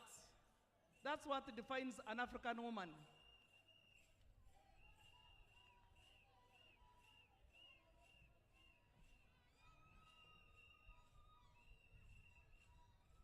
Let the drums stay. You go and take a picture with Her Excellency the Vice President. Leave the sticks of the drum, go and take a picture with the Vice President of this country. And we move towards the end of our ceremony. As we come to the end of the ceremony, we are now posing for a picture with our Acholi group in Banda.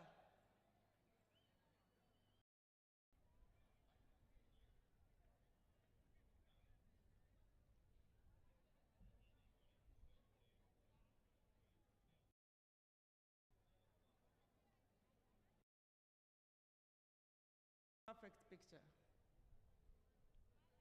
They're already showing signs of the NRM support. Congratulations.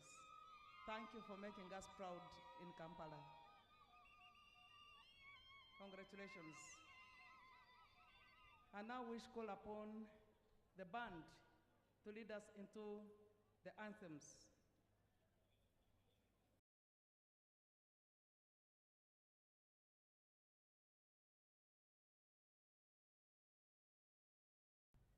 The band, please.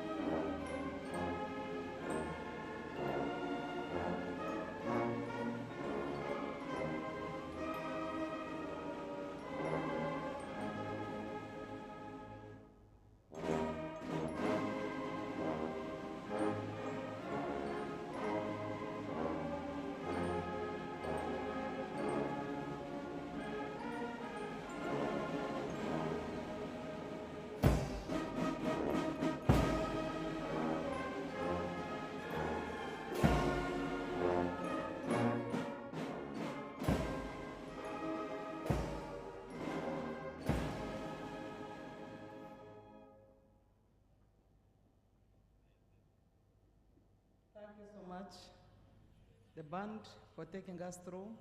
We have come at the end of today's ceremony.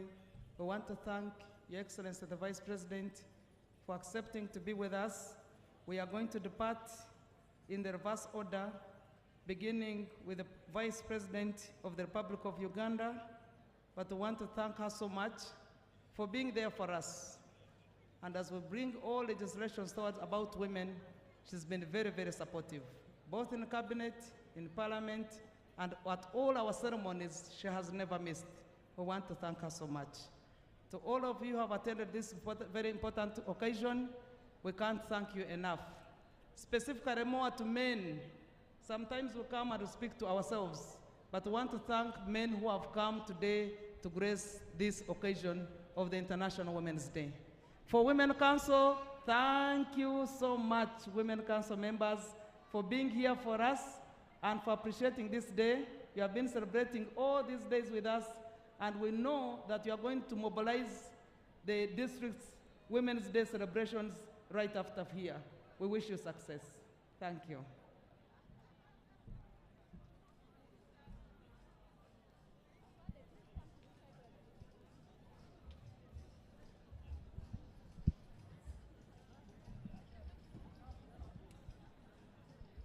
We also wish to thank our development partners. Our development partners, thank you for working with us this journey. All right. Thank you so much for watching UBC TV and following the event as it has been. That is the 8th of March 2026 as we celebrate the 42nd Women's Day as Uganda. Many speeches have been given, many speeches have been told, lots of stories have been told, a lot of performances have taken place. But before I even go any further, my name is Julie F. Nantaba, and I've been covering this event with Jen Nyiramjusha. You will be getting from her and hearing from her as well. But some of the speeches and highlights from on there is recognizing the loopholes that still exist in the movement to empower a woman, and some of which, as for example stated by Hajat Farida Chiwawa, that is the chairperson of the National Women's Council. She recognized the fact that increasing teenage pregnancies still exist, as well as gender-based violence is still on high, and child marriages still remain. Information limitation to women is also still a problem on there. Some of the diplomats also mentioned that access to justice is not a privilege, it is rather a right, and the GBV crimes indeed still high, and the fact that access to justice should go beyond legislation.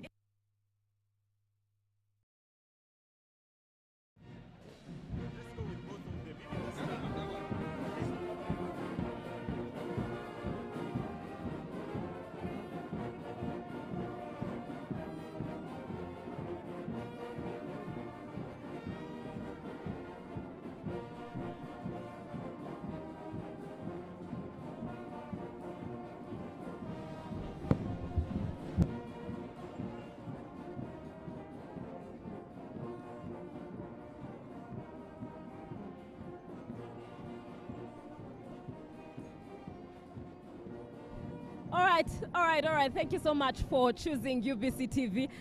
Just highlighting some of the loopholes that have been indeed recognized in this fight against, in this fight to empower a woman. Now, joining me is a lady whose brand we all know as Grow. In fact, to many, she is called Grow, and her real name is not even known. Can you imagine? But at least she's here to speak with us and to give us more information on how the Grow project has thus far fared, how women have been empowered, and of course the downsides to it that we look forward to improving as the Grow project continues to empower a woman. It's such an honor to have you this afternoon. Thank you very much. It's a pleasure to be on UBC TV. Yes, please introduce yourself to the viewer and what you do and why we call you Grow. My name is Ruth Aisha Kasolo, and I coordinate the Grow project at PSFU. I mainly look at the loans for the women, but Grow is bigger. Grow is bigger than the loans. We have been training women on a number of areas on managing their businesses. The Ministry of Gender has been working on supporting infrastructure for the common user facilities. And also we are now launching an apprenticeship program for women. It is starting anytime.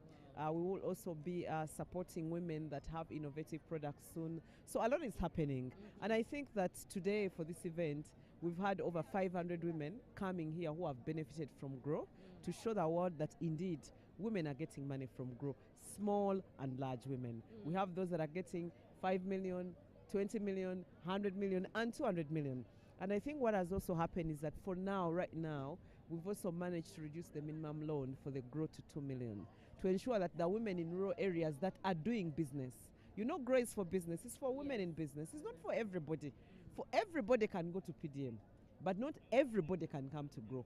Every woman that has a business that qualifies for GROW can come to GROW. And if I may chip in, you will forgive me, just to ask the very same question in there. Why was it arranged like that? Just for our viewer to understand why it's for business-oriented ladies alone. It's because there were so many programs for women where they would access financing, and then what happens that when a woman transforms, if you start growing, you want to be a little bit more independent. You want to access more money. You want to have a conversation and a relationship with a bank. So now the GROW program gives you a chance to create a relationship with a financial institution to prepare you, because after GROW you can now go for UDB loan, a bigger loan. We want women to start thinking big. We are not meant to only borrow 500, 200, 100, borrow from a box. No. We want women to transform from micro to small to medium. We are supporting women to also formalize.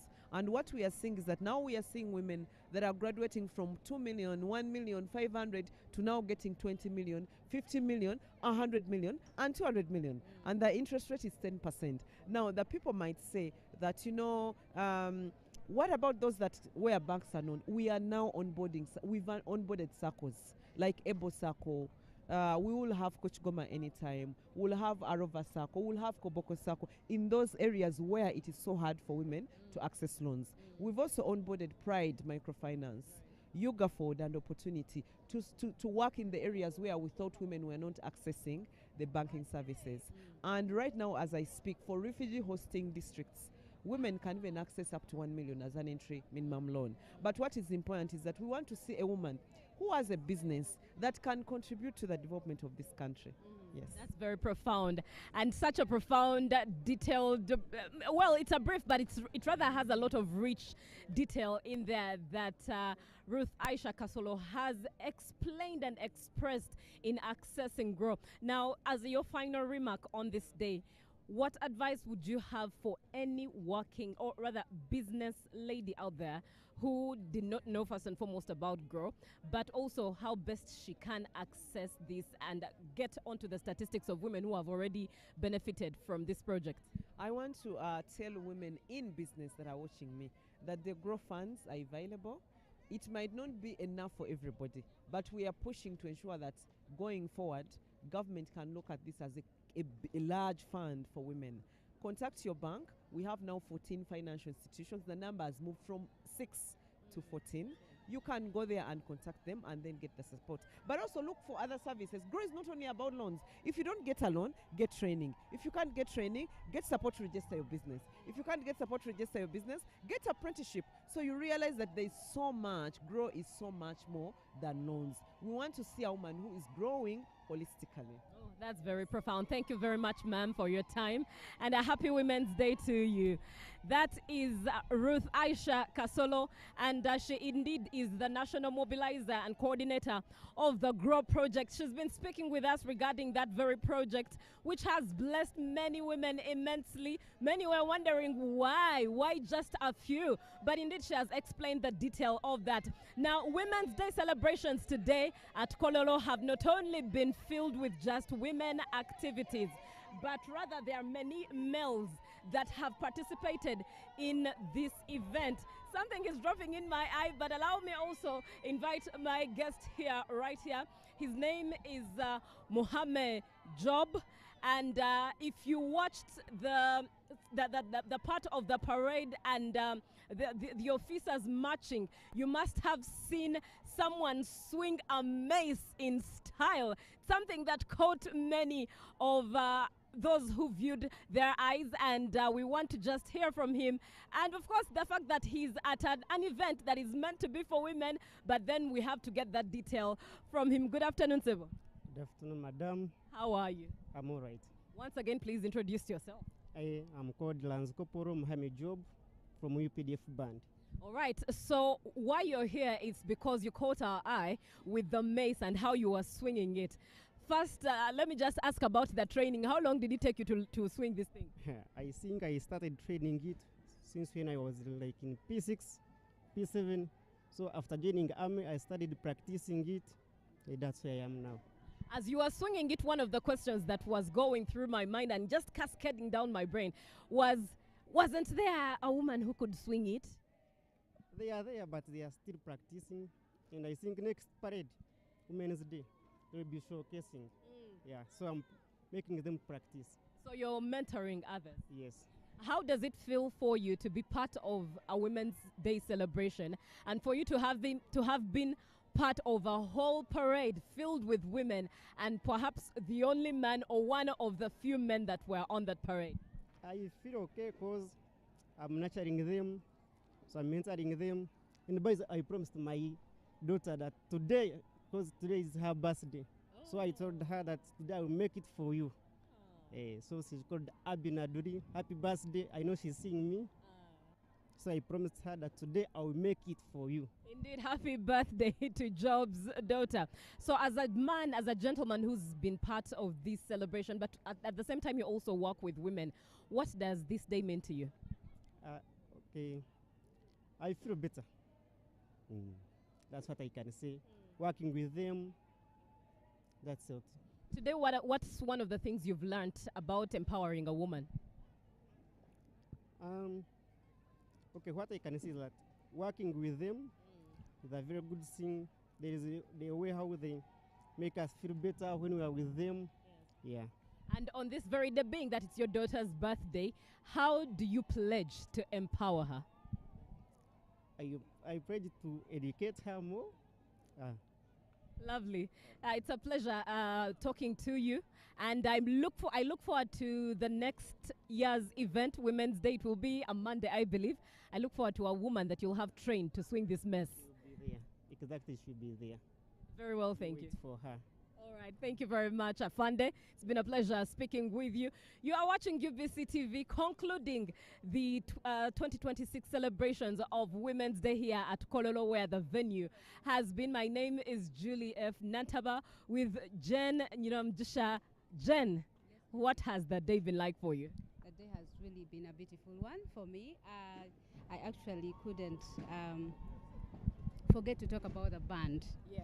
Yeah, I just loved everything about the band. I loved everything about the women in uniform, and it was really so amazing. And of course, what was so amazing about it is that these women are young. Yes. Very, very young. I just loved watching them. I just loved seeing them, and oh my God, they just inspired me. I know them. They were so young. By the way, what Jen is talking about, the fact that these ladies were young is a highlight. Such a highlight. Yes, so but at the end of the day, as we get back to our homes, our offices, and wherever we've come from, the message is one. Let us all advocate for acceleration, access to justice for women and girls in the country, Uganda. Let us advocate for them. Let us give them equal opportunities. You're a boss in office, you're an MOP, you're a judge, you are somewhere as a leader. Let us give women equal opportunities. Let us give girls opportunities. Let them express themselves in different fields wherever they are. And of course, I was happy that the function was presided over by the Vice President of Uganda, who is also a woman, just like me and you, Julie. So yeah, it was really an amazing function. And of course, we thank you all for watching UBC and for being part of us from the start of the show to the end. Thank you so much. That's very true. And I love what, Jen, you have said. Given that the theme this year has been scaling up investment for women to make justice accessible to women and girls more easily for the women and girls of Uganda. I think that's a highlight. That means as you're scaling up investment, not only could it be financial or might it be financial, but at whatever level you're at as an employer, how are you scaling up that investment? How are you employing more able-bodied women? How are you being fair in your salaries as you pay your employees? How are you being fair at that? These are all the details that we'll look at when it comes to scaling up investment in making sure that women and girls access justice as they are supposed to. I think we bring it to the end for now. It has been such a pleasure serving you and making sure that this event comes at the comfort of your living room, your office, wherever you're at. By the way, we've also been online. And in case you've missed the event, at least you can go to the UBC channel on YouTube and watch the whole event as it has transpired. For now, from the both of us to you, Uganda, stay inspired, stay blessed, be good, and it all remains for God and our country.